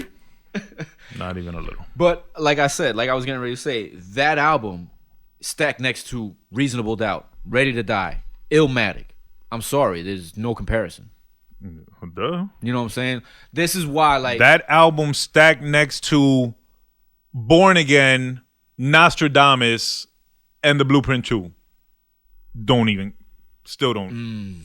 That's an even better question. Yeah. The lesser albums. The worst albums of the true GOATs shit on his best work. Wow. That's a good perspective. That's a different perspective that we hardly ever talk about. That's a hater perspective. Oh, yeah. I mean, you got to bring the hater. Duh. That's right. I'm bringing hate back for 2023, bro. Bring that disrespectful hate back. Fuck that, man. 2012, you said? 2023. Oh, I was going, wait a minute. 2012. What year are we in? I'm back to the future out this bitch. Yeah, so, like, that's why, like, to me, when so people it say depends on what he would have did. If he would have just straight up retired, he would have got props and shit, and you know people would have. What if he just would have went on to become just the mogul he is without the lyrical or lyrical accolades? It'd be held in high regards because it's a dope album. Oh yeah, still regardless, one of the best hip hop albums of all time. Yeah. You know what I'm saying? From a genius. And they'd be like, yo, this nigga's really a genius because look, he only dropped the one album and now he went on to be an ill exec and businessman and all this shit. That shit would have been crazy fire. Right. And then he could have always just been like, nigga, I'll come back and drop a second album whenever the fuck I want and y'all be souped. Right. You know what I'm saying? He could have teased it forever. True. Like on some detox shit. Mm-hmm. No doubt. All right, so that's what we got for Reasonable Doubt being the one of. What about if Game never split from G-Unit? G-Unit was going down regardless. You don't think like they would have held it together a little better? Nah. With the star power? Nah. Because Game is he's a popular artist on his own. 50 alone couldn't hold it together musically. Their sound and their style and shit, that shit passed when the violent hip hop, the gangster hip hop passed. Oh, like when basically Kanye West came in and defeated him, and with the whole massacre thing. Yeah, so Game and G-Unit were on a downward slope regardless, and he wouldn't have done much to help it stay up because he couldn't do much to help himself stay up. Well, I mean, regardless, not for nothing. In my opinion, Game has a dope career. I think so too. I don't think he's ever dropped a bad album. Jesus Peace was not one of my favorites, and Year of the Wolf and Born to Be a Rapper. No, that one was actually really good. Yeah. The one with all the girls on the cover? Yeah. That was a decent album, bro. I thought it was alright. I like that album. I like the Red album. That's one of my favorites. I like the documentary 2 might be my favorite. That's the one where he's got the deluxe double edition. Is it two discs? Yeah. And Ice Cube was on it. Dr. Ice Dre. Cube, Yeah. Okay. Documentaries, a good album. The first one. Yeah. LAX, I don't remember too much. LAX was dope. Red album and Doc 2 were my favorites. And the new one's not bad, yo. The one he dropped this year. Right. That one's not bad either. Word. Not bad at all. Yeah. So he's had a decent career. He really has. I don't think G-Unit would have made it. Aside from the money, right? Aside from the stats and all that, in your opinion, who's better musically, Game or 50 Cent? Whose albums do I enjoy more? Right. Game. Right. 50's albums, I only listen to the one. Get Rich. I don't listen to The Massacre. Curtis, hell no. Self-Destruction, I bought for the movie. Right. And shout out to Princess in that movie. Yeah. Because good Lord, Jesus. That fucking scene where he's following her Yeah. around in the fucking supermarket. And then I don't even remember the rest of his albums. Animal Instinct, I think, was one, maybe. I never listened to the G Unit albums. 50's music came and went. His first album is the one that still gets play. Right. But no. Is the one that actually still holds him up. Yeah, I would listen to Game probably 9 out of 10 times if it was Game or 50. Yeah. Game has to me a better discography, a more consistent discography. Right. So yeah. Who's a better rapper in your opinion? Just overall, like on skill. Game. Game? You think he's a better, even though with all the name dropping and all that shit? Yeah, he can rap, bro. Yeah, he can rap. He can just rap. 50's not a technical rapper. Yeah, he's more like a simple rapper that just says pointed shit. Like a la Jeezy to you? Like a Jeezy, like a DMX. I remember early 50 was a little more intricate and doper. Before he got shot? Yeah. Well, remember, he got shot in the mouth, so he had to change his whole rap style. That's a fact. So he had to slow it down, and that's where he lost some of it, I think, in my opinion. Right. But he's a great hook writer and songwriter and shit. Yeah. He's just not a great barsmith. True. He won't go bar for bar. But in reverse, Game is a great rapper, but he can't write a hook for shit, and his songs are not great. So, well, I mean, he's got great songs. They're just not popular or pop. You know what I'm saying? They won't be on a pop chart. Right. You know what I'm saying? Yeah. Shout out to the Game, though. Shout out to 50. Shout out to Jeezy. No doubt. Do you think the Game would be different if Lil Wayne was just one of the Hot Boys and not Lil Wayne? The Game, like the hip hop. Yeah. Because a lot of these new artists look to him as like basically their father. Well, yeah. His father. I mean, if he never branched off solo, then he wouldn't have a billion solo albums, and he wouldn't have a billion sons. He'd just be one of 4, and they wouldn't have lasted long because Hot Boys, had he did the dip with the Hot Boys, then he'd be like a BG or a Juvenile, where they're dropping independent albums, but nobody's really checking for them. Right. So, but the Game would be totally different. The Game would be way different. Yeah, we wouldn't have all these fucking carbon copies of Lil Wayne. Skateboarding weirdos. Yeah, dreadlocks and face tats and shit. Like, y'all all look alike and y'all all look stupid. So I gotta give it to Wayne though. Lately, he's been on some shit, and I fuck with it. I could dig it. I'm not a big Wayne fan. I'm not either. But hey, if you're doing your thing, you're doing your thing. It's just not meant for me. Yeah. But people like it. People love it. People hold Wayne up, like you said, like a dad, like a god and shit. Yeah, like that's their father and shit. You know what I mean? Like we got everything we know from him. Yo, I'm gonna say something. I don't think I've ever said this in public, because a lot of shit I just say to myself, and then I agree with myself, and we laugh together. What? Yo, Lil Wayne got to be one of the ugliest motherfuckers on the planet. Yo, that nigga look like a gremlin mixed with an alien mixed with a Mahone. And explain what a Mahone is for the people that don't know. A straight turd. There you go. Yo, now his dreads are falling out, so he's like going bald. Are you serious? Yeah, like he's missing dreads and shit. Yo, that motherfucker weird looking, bro. His face, that's all that fucking teeth stick out, the grills. Like, yo, I'm not the handsome. I'm not fucking Fabio, and I'm not fucking Jason Momoa and shit. I'm not the most handsome motherfucker on the planet. And some people might even say I'm ugly, and that's cool. That's your opinion. Mm-hmm. But Lil Wayne is a funny looking motherfucker, man. Most of these fucking dudes are looking. I'm sorry. You know who's even funnier looking than him? In my opinion, Kodak Black. Another. I'm sorry. I'm gonna get shit on for this, but I think Kodak Black is a funny little turd, yo. Yeah. I'm sorry. I hate to say it. And you can call me. And guys, we're not racist because I told you Jack Harlow's a goofy looking goof. Even bigger goof than fucking Kodak Black. You know what I'm saying? You think it would be foul to say if I ever meet Jack Harlow, like I would want to give him a haircut? You mean, yo, can I cut your hair? No, like. Oh, fuck it. What you gonna do? Am I a curl hater because my shit ain't curling no more? You a hater. I am a hater. It's all good, bro. Sometimes you gotta hate, man. Yeah, I mean, it's good to have a healthy amount of hate. Yes. Hate, you know what I'm saying? And the hate has to be true. You can't just hate for hate's sake. If this is just how you feel, it's just how you feel. It's not even really hate. It's just your fucking opinion, bro. Yeah. That's the other thing. Some Opinions. people view it as hate. It's not hate. That's the other thing that we're like this world, man. We're too sensitive to people's opinions. Yeah. You gotta understand. It's just the way I feel. Exactly. It's not the way I'm gonna make everybody else feel. Exactly, but it's probably the way you should feel, and you're dumb if you don't agree. But See, that's the kind of point of view that gets people, worked up. I mean, it is what it is. Don't have dumb opinions then. Would Nip? Do you think that Nip would have been the greatest West Coast rapper had he stayed alive? Not at all. Nip had about 6 or 7 projects Before, right? Before he died, and they were all mid. No, Crenshaw was dope. Dope, but mid success-wise. Success-wise, yes, but musically, Victory sonically, Lap dope. was his biggest album, and his death played a big part. Did you like the album? I love that album. That was his best project. Okay. Would you have thought it was as great as it was, as you think it is, had he stayed alive? I think he was alive when it came out. Yeah, not long. Yeah, so no, I thought it was a great album. Alive or dead, I just thought it was a great album. He had me from the first song with the fucking vocal sample on the hook. And that shit is such a big sounding, iconic, like The song Victory. Yeah, nigga, I was hooked. That song alone, I was hooked. And then the album was solid. Yeah. He wouldn't have. You don't think he would have been the greatest? Not the greatest, but one of the biggest West Coast artists. He would have been like Meek Mill. No, I'm trying to think of a West Coast artist. Maybe like a Schoolboy Q.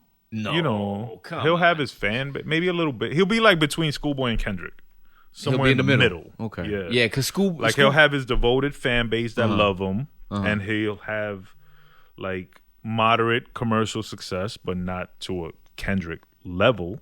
Right. And he would have been somewhere right in the middle. He would have had a decent career. He probably would have dropped a couple projects, but he wouldn't have been that big. Do you think he would have been nominated for a Grammy had he not died? He was. No, had he not died. He was. He got. He was Grammy alive. He got the Yeah. Grammy. Oh, that's right. He did. He was You're at right. the You're right. Grammys, yeah. You were right. Yeah. My fault. Yeah. So he did that on his own without his death. Yeah.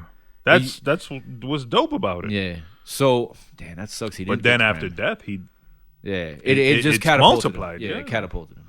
death, yo, my nigga. Death in hip hop. Yeah. I mean, come on. Every time I got a project coming, I'll be like, huh, Maybe I should die. maybe What? this Maybe I bus. should- Maybe I should jump in front of this bus or something. Nah. But die, no, then not it won't be dope. suicide. Yeah, no, then it won't be dope. No. I You gotta die. You can't kill I yourself. gotta piss somebody off and get shot. I mean, you just pissed off Sports fans. Savage, 21 Savage, Lil Wayne fans. Lil Wayne fans, All Giants and Giant Yankees fans. Kodak. I pissed Kodak Black people. The Bronx.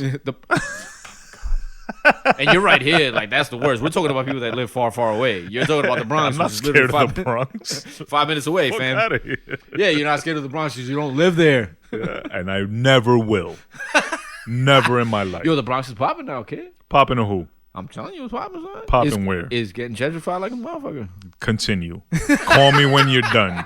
Call me when you're Yes, done. call me when the gentrification is complete and the trash has Wow. been removed, and then I'll come Wow, really? visit. Yo, You my feel that bad, way man. about it? No, I don't, because there's a lot of Puerto Ricans in the Bronx. Hell and I love yeah. y'all. But I know you don't really feel like that. You're no, saying it for man, joke's sake yeah, and shit. I bro. know, but I'm here to entertain, bro. yeah, I'm like the gladiator, no doubt. mixed with the Karate Kid, mixed with the Ultimate Warrior. How you gonna be the gladiator mixed with the Karate Kid? One was the man, the other one got his fucking ass beat every fucking corner of the but fucking he movie. won at the end. Barely. Because of Mr. Miyagi. If he didn't have Miyagi, he wouldn't be shit. So I'm also Mr. Miyagi. Damn, you just everybody, fam. Wow. Yo, I got the spirits. Oh, yeah, you got the spirits, all right. Halloween spirits. Oh my god. Oh man. You got any hypotheticals, maybe? Fuck, bro. I was just thinking of one. Oh, Murder Inc. What if Murder Inc. actually came out? DMX, Ja Rule, and Jay-Z. The first. I think that would have been. Well, no, because the firm was already out. But I think that would have been a powerful super group. Wait a minute. Yeah, the The firm was out. out. Yeah, Yeah, The firm was 96. 90s. Yeah. 96. No, but Murder Inc. came right after that. It came out. The first time I ever heard of Murder Inc. was on Belly Streets is soundtrack? Watching. Oh, Streets is Watching. They were on the soundtrack. They were on the soundtrack and had a track together. That fucking track that we all know. Murdergram. That the full track. Yeah, but the firm. Firm was 96. 96. No, the firm. Affirmative Action, 96. I'm talking about the album. Oh, you're talking about the album? Yeah. Oh, Firm album came out in 99, I believe. 97. No. Or 98. Yeah, I was in Oklahoma when it came out. I remember. Let's look that up real quick. It's either late 97 or 98. But Yeah. the Murder Inc. Album would have been dope Irv would have produced it. Would have had like DMX's producers, Swizz and Dame Grease. Yeah. Then you could have had Primo. Then you could have had Irv producing on it. Ski maybe. October 21st, 1997. Yeah, come on, bro. Why do you? Yeah. 97. So okay. So the Firm album came out definitely before. Murdergram wasn't too far behind though. Right. It was probably in the same year, because Streets is Watching came out. Volume 1 came out in 97. Streets is Watching came out right before the end of 97. The Firm or Murder Inc. Oh, Murder Inc. fam. Okay. I'm sorry. Like, I'm a huge Nas fan. I love Nas, but I think The Firm was a missed opportunity. Yeah. You know what I'm saying? Yeah. Missed opportunities, yeah. You know what I'm saying? I think it was a... But The Firm also suffered from... what's the shit I just said? No.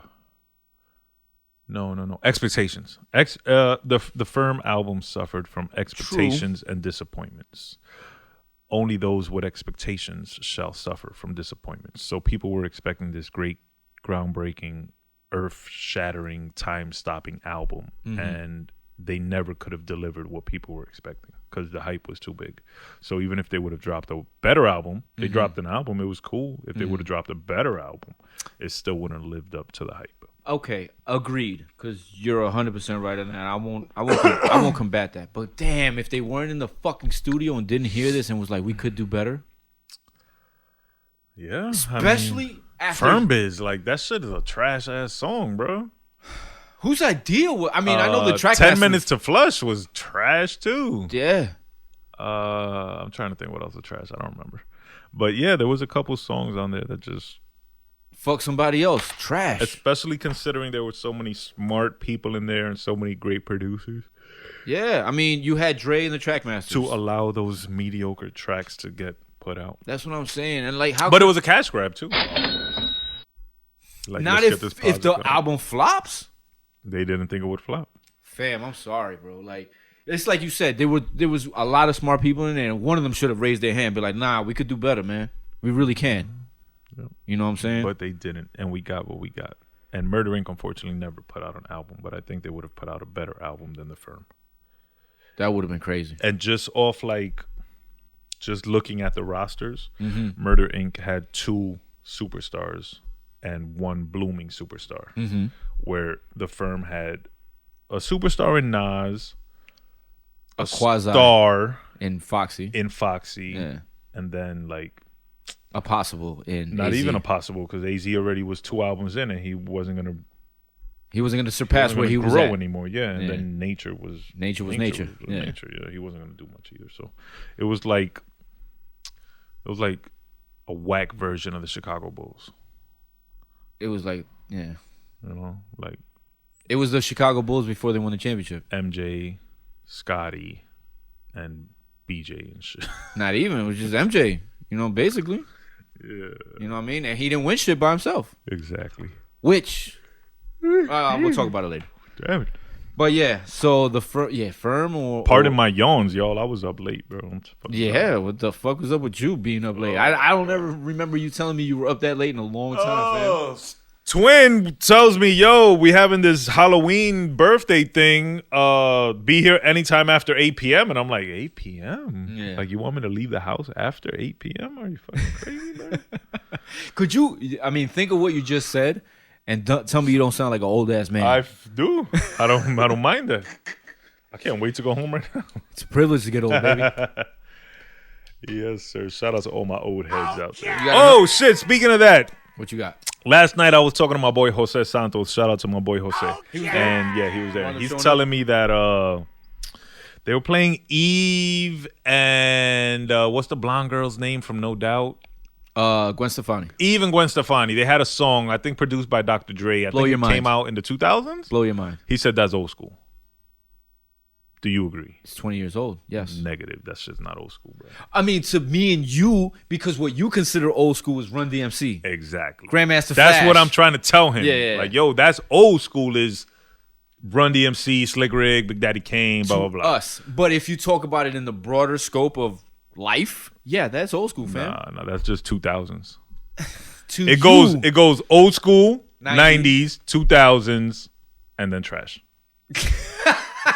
Oh, wow. And then today. And today's a continuation of But trash. you see, that's your opinion. You know what I'm saying? It's all my opinion. Yeah, I know that's what I'm trying to get at, though. Like, but if you look at it through a broader scope, fam, 20 years ago is old school, fam. That's considered because look at what but no. All right. Yes, you're correct. Yeah. But no, I will never admit it. You won't admit it, but you know it's a fact. It's 20 years old. Yes. And it's old school. Run DMC is old school. That's just 2000s. Yeah, man. It is 20 years old. It can't be old school. Because then what is Run DMC? Ancient school? Dinosaur school? No. It goes like that. Old school, 90s, 2000s, Tridash. That's the timeline of music. The way you look at it. Yes. I get it. I'm with you on that. If somebody were to tell me, give me an old school hip hop group, I would say Run DMC, Eric B and Rakim. You know what I'm saying? They'll look at you like if you're speaking fucking Arabic. And they'll be like, who the fuck are these people? Exactly. You know what I'm saying? But at the same time, that's what I consider old school. I know that that's what I consider old school. But like I just said, in the broader spectrum of things, it's not. That shit is fucking, like you just said, dinosaur, forefathers type shit. Pioneers. That's whack. You know what I mean? Yeah. You know what I mean? So, yeah. Fuck that. Jose, I love you, baby. But we ain't old school. No, sir. You don't like the term old school. That's the other thing. I don't mind the term old school. I'm just not. I am not old school. And my 90s shit is not old school. And my 2000s shit is not old school. The 80s shit, that's some old school That's the other thing. Think about this. Biggie is old school. To people who weren't alive when Biggie was right. there. Like you ask my daughter, you ask your daughter, she's going to tell you Biggie's old school, fam. They're young and stupid. They don't know shit. Don't tell me what's what if I was there. I'm just telling you what they're going to tell you. Tell Black Biggie's old school. He'll go fucking nuclear on me, bro. Are you kidding me? He'll fucking drop a turd and everything. Exactly. Probably eat that shit. Fuck that, bro. No. You can't tell me what's old school to me. Y'all can have y'all general consensus and time lapses and 20 years is historic and whatever. A car that's 20 years old, it's a classic car. That's fine. But a song that's 20 years old is not necessarily old school. To me. Well, yeah. Anything over 20 years old is considered antique. You know that, right? What the fuck are you, nigga? What the fuck are you, nigga? I'm 20 years old. No, you're not. Them canas on your head don't indicate you're 20. Them is blondes. That's highlights from when the sun hits my shit, it gets lighter. And I just seen some coming out over here and I wanted to cry.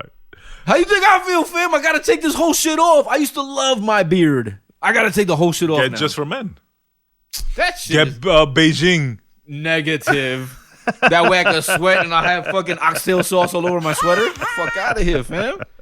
That's fucking terrible to me. I love my beard. They say if you get some cocoa butter and some lemon juice and you put it together and make a paste and put it over, it's like natural dye and it will eliminate your grays. I haven't tried it. It's what I've read. Try it. Let me know. I will. If I come in here one day looking like motherfucking who look young? I don't even know. Drake. If I come in here, I already look like Drake. So Hey, yo. Well, he looks like he you. look like me. He's my done. Yeah, I was just gonna say he looks like you. He's got a concert coming up in the Apollo. Y'all should go check it out. They're giving away free tickets. I believe it's November 11th. I won't be there, but y'all check it out. I got a question now. Hit me. You think this is going back to Jigga? I don't know why we always go back to Jigga. Why wouldn't we? But you think Jigga would? Yes. Okay, you know how he worked with Kanye and Blaze, Just Blaze and Bink on The Blueprint, or even on Rock La Familia. Let's say he never got introduced to Kanye. Okay. Do you think it would? Do you think his trajectory would still be the same? Because Kanye did help a lot of his career, probably the most out of any producer he's ever worked with. What do you think? Kanye didn't give him his biggest song. Kanye got him his first Grammy. What song? H to the Izzo. You know what I'm saying? It depends, though. Would his trajectory be the same is what I'm trying to get at. We all know Jigga would have been Jigga no matter what. Yeah. And he'd be where he's at no matter what. Then yes. If we all know that he would be where he'd be at no matter what. But his musical trajectory is what I'm trying to say. Like, You know, like because we always got the thing when Dame introduced or showed Jigga the beats, and he's like, "Yo, you're a soulful dude." You think he would have kept going in that direction, or you think he would have went in a different direction had he not met Kanye? He still had Bink, and he still had Just Blaze. Bink is not Kanye. I'm sorry, and neither is Just Blaze. I love Just Blaze, but it's not the same. If you shine enough light on them, they could be better. Still not Kanye. I'm sorry. You're not understanding what I'm saying. I'm just... Their talent levels are not far apart. With the proper promotion, any one of them would have been Kanye. Not Kanye outside of music. No. I'm just strictly talking about music. Yes. If Jay would have focused more on working with Bink, he would have elevated Bink. If he would have focused more on working with Just Blaze, he would have elevated Just Blaze the same way he elevated Kanye. Kanye didn't make Jay-Z. They made each other. Right. Because Kanye was unknown until he fucked with Jay-Z. But this is my point. He had them all in the same room, basically all at the same time. Right. You know what I'm saying? When they were all up and comers, both Kanye and Just Blaze, and even Bink. Bink had been working with Jigga a little longer. You understand what I'm saying? But I'm talking about Kanye and Just Blaze right now, right? Mm-hmm. You had them at the same time and the same period in their careers. How come Kanye ascended and Just Blaze just stayed down here? Recently? Who says Just Blaze just stood down there? I'm just saying, who's the biggest star? Because who's more outgoing? Who's more extrovert? Okay. You can't say Kanye's but that's not... Kanye's a bigger star in the public eye, but that doesn't mean he has more... he's also a rapper. Take away his album sold as a rapper and go to just statistics production-wise and then go find Just Blazes and see how far apart the discrepancy is then. I'm willing to bet it's not that far apart. I'm willing to bet Kanye... Production-wise, Kanye's got more accolades. I'd like to see. Okay, I'm willing to bet. But also Kanye was an artist, so he was more in the spotlight. So more people were rushing to work with him. But Just Blaze has an ill discography. They were rushing ill credits. They were rushing to work with him more so because of his production talent, not because they really want to rap with Kanye. But because of his production talent, because it got blown up by who? That I'm not disagreeing with you. This is what I'm trying to get at. But he had both of them at the same time. He could have easily elevated Just Blaze, and Just Blaze could have got him his first Grammy, but he didn't because he had Kanye. Your question was if Kanye wasn't they were both there. On the same album. One of those songs could have been greater than H to the Izzo, but it wasn't. Probably they were. But it wasn't. But it wasn't. It got to the Grammys. It wasn't. That's what I'm. The Grammys are going to choose the most poppy sounding song, or the lead single song, or the most radio friendly song. I also agree that Kanye had the grimiest song on that album. The grimiest track. What song? Takeover. Because of the lyrics. The track alone by itself, those fucking hard-ass guitars. Put it against You Don't Know. Huh? Put it against You Don't Know. Good point. Okay. That's a good point, but I'll still take Takeover. I'm sorry. All right. But you know what I'm saying? I might not. It might be closer than you think. You Don't Know is a hard-ass fucking dope-ass beat. Yeah. You know what I'm saying? So it depends. He had Kanye. Your question was if he didn't have Kanye. If he didn't have Kanye, his trajectory would have been slightly altered, but he would have still reached the same endpoint. I think. Because he said it himself, bro. Hove was going to always be Hove. It was Allah's will. You can't. It's predestined. It was written, if you will. No doubt. No pun at Nas. No shots. I love you, Nas. Hey, yo. Hey, man, you my favorite rapper, Nas. You the greatest of all time, Nas. You all right. What a hater. You the GOAT, Nas. Fuck that. I don't care what this guy say. My opinion. This guy's the worst, man. Hey, man, if Nas pull up to you with a tech out his dresser, he's gonna fucking kill you. Nas ain't seen a tech since he was on tour, and that was, what was it? That was Professor's tech or some shit. That wasn't even his tech. Terrible. Nas the best, man. Come on. He is. What if Dre never left fucking Death Row? To start off his own Death Row was fucked because of Suge, bro. It wasn't a Dre thing. I never said that, no. But what if he stayed? He got fucked. He would have gone down with him? Yeah. You think so? They were destined to go down because they were run by fucking Suge Knight, bro. They were run by a fucking thug. Yeah. You know, he would have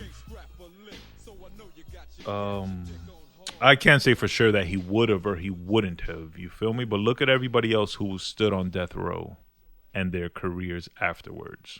You even Snoop to an extent never saw the success again that he saw on Death Row. No. Dog Pound went downhill. Lady of Rage disappeared. Who the fuck else? Nate Dogg, you never heard from again? Nah.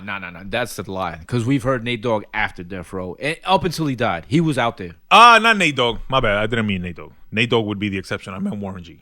Okay. Warren G, you never heard from again until years later as a producer. Right. Nate Dogg would actually be the only exception as someone who continued to have success, but his success was based on features. He never even, I don't think, dropped an album. I think he dropped one album, and it wasn't like a flop and shit. See, but that the thing about Nate Dogg, and I was talking about this with Jay yesterday when we were coming back from Newark. I was playing something off 2001. Explosive. And he's on that song and shit. You know who that beat was actually offered to initially, and he turned it down before it wound up on 2001? LL Cool J. He turned down Explosive. And Dr. Dre did say don't that. really sound like him. No, but listen, Dr. Dre said, of course, that once it wound up on 2001, he tweaked it, to make it sound more West Coast. Yeah. But the original reference, he sent it to LL, and it was like, nah. And then you could, I'm sorry, man, but I don't see LL on it. I don't know, I guess. But I do think LL is one of the most underrated rappers. I don't think he gets the props I don't think he gets the full amount of props that he deserves for the run that he had and what he did for hip hop. Well, again, he's old school. He is old school. He's 1985 old school. That's old school. I take a muscle-bound punk and put his face in the sand. Yeah, man, he's old school. He's like the beginning of hip hop, almost the beginning of hip hop old school. Yeah, but I fuck with LL. Oh, me too. I think the guy's. I mean, he coined the term GOAT. Yeah. You know what I'm saying? He coined that term. That's his term. He invented that shit. And he's the GOAT. He you know what I mean? Himself. You can't call yourself the GOAT though. I think you can, especially in rap. It's a boastful game. You got to call yourself the GOAT. Yeah, but it's not legit. What do you mean it's not legit? Look at T.I. He called himself the greatest fuck. I mean, he called himself the Jay-Z of the South. Nobody said nothing. No, he called himself the king of the South. Whatever. But and that's it worked? different. It worked? It worked, yeah, because nobody combated him. That's what I'm trying to get at. Nobody opposed him. But you can't call yourself the GOAT. You gotta be called the GOAT. Shout out to my boy Shotty. He's got a new project dropping. Is it 1/1/23 or 11/1/22? I think it's called Goat Talk. Let me check. Shotty's a dude, man. I want to give him his proper props. He's a dope MC from Miami.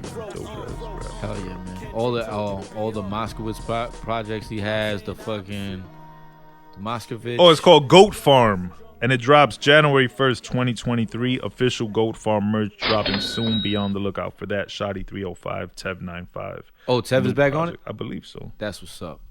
They make a good team, man. They're a dope pairing. You know what I'm saying? Yeah. So that new project is coming out. Be on the lookout for that.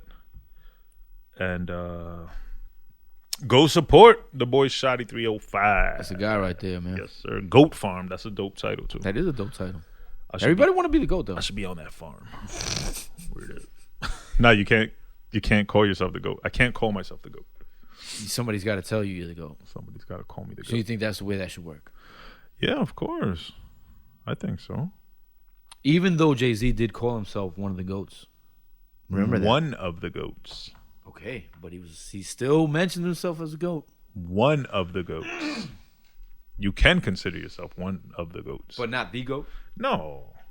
That's like a little, what's the word I'm looking for? Not egotistical. It's definitely egotistical. It is also. It's narcissistic also. But I don't know. It's like you can't give yourself your own nickname. Yeah, that's I'll never get over that. Yeah, you can't call yourself the GOAT. Somebody got to call you the GOAT. Is this the right time? Yeah. Oh, Lord. What else we got? I need to go to sleep.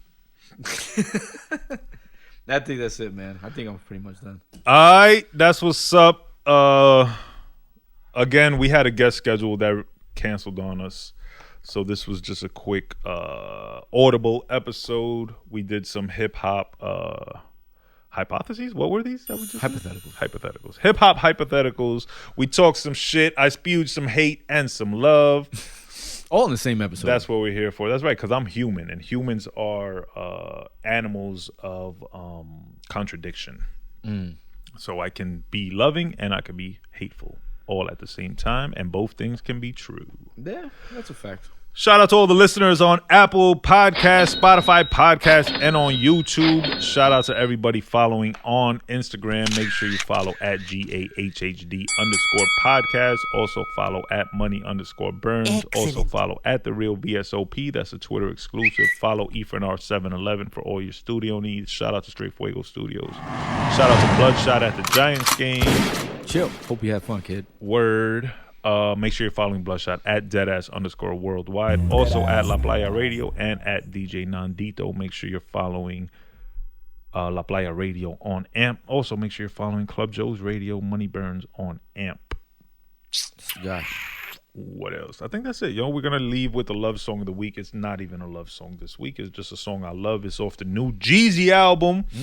It's called Plug On 'Em. Shout out to Jeezy. Shout out to DJ Drama. Big shout out to DJ Drama. He's busy. He's put out like 3 projects this week alone. Shout out to that. This new Jeezy project is called Snowfall. He's taking it back to the snowman. Shout out to that. Tune in next week for episode 124 of the Gahhd Cast. We'll be back. We got guests coming up next week. We got Crisis and Red Imp out the BX. Shout out to the BX. I love y'all. Don't take none of the shit I say to heart. I'm just bullshitting. I got family in the BX. I grew up, spent many a weekend in the BX, ran around there with my afro. So don't take none of this shit I talk to heart, but I probably won't go back there. Talk about a backhanded compliment. Nah, I'm just messing with y'all. Shout out to my cousin Jasmine in the BX. Shout out to Crisis in the BX. Shout out to Red M. Shout out to UFO Feb. Shout out to Tony from TKA. I think that's it, bro. You got any shout outs? Shout out to the bros. We had a great time, man, down in Tampa, man. That shit was epic. Yeah, I don't think I laughed that hard in like the last 10 years. I gotta tell you a story when we go off air about Tampa. But yeah, man, shout out to the bros. I had a great time. Shouts to us again, man. We pulled an audible. We pulled it off.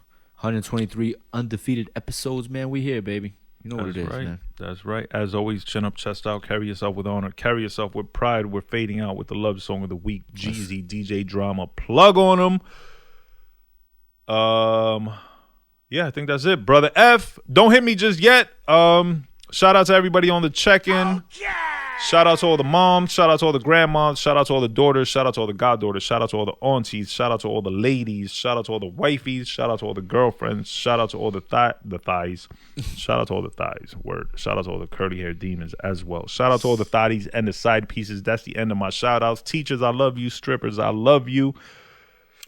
Makeup artists, estheticians, flight attendants, bartenders, holla at your boy. Shout out to all the fans, man. I ran into a fan on the street not too long ago. I told the story off air here. And keep listening, man. We still doing this shit here for y'all, man. So keep listening. Yes, sir. Shout out to all the fans. Shout out to the fan of hip-hop as well. Yeah. That's the guy. Jeezy, DJ Drama, plug on him. F hit me, and I'm out. Oh, what a feeling!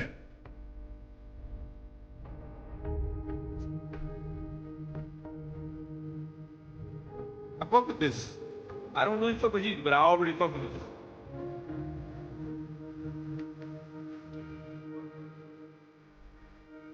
Oh, what a feeling!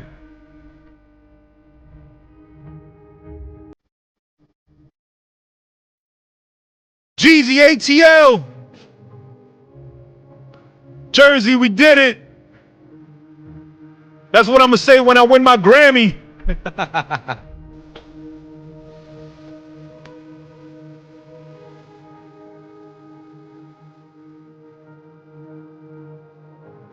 Volume up, this shit's gonna drop.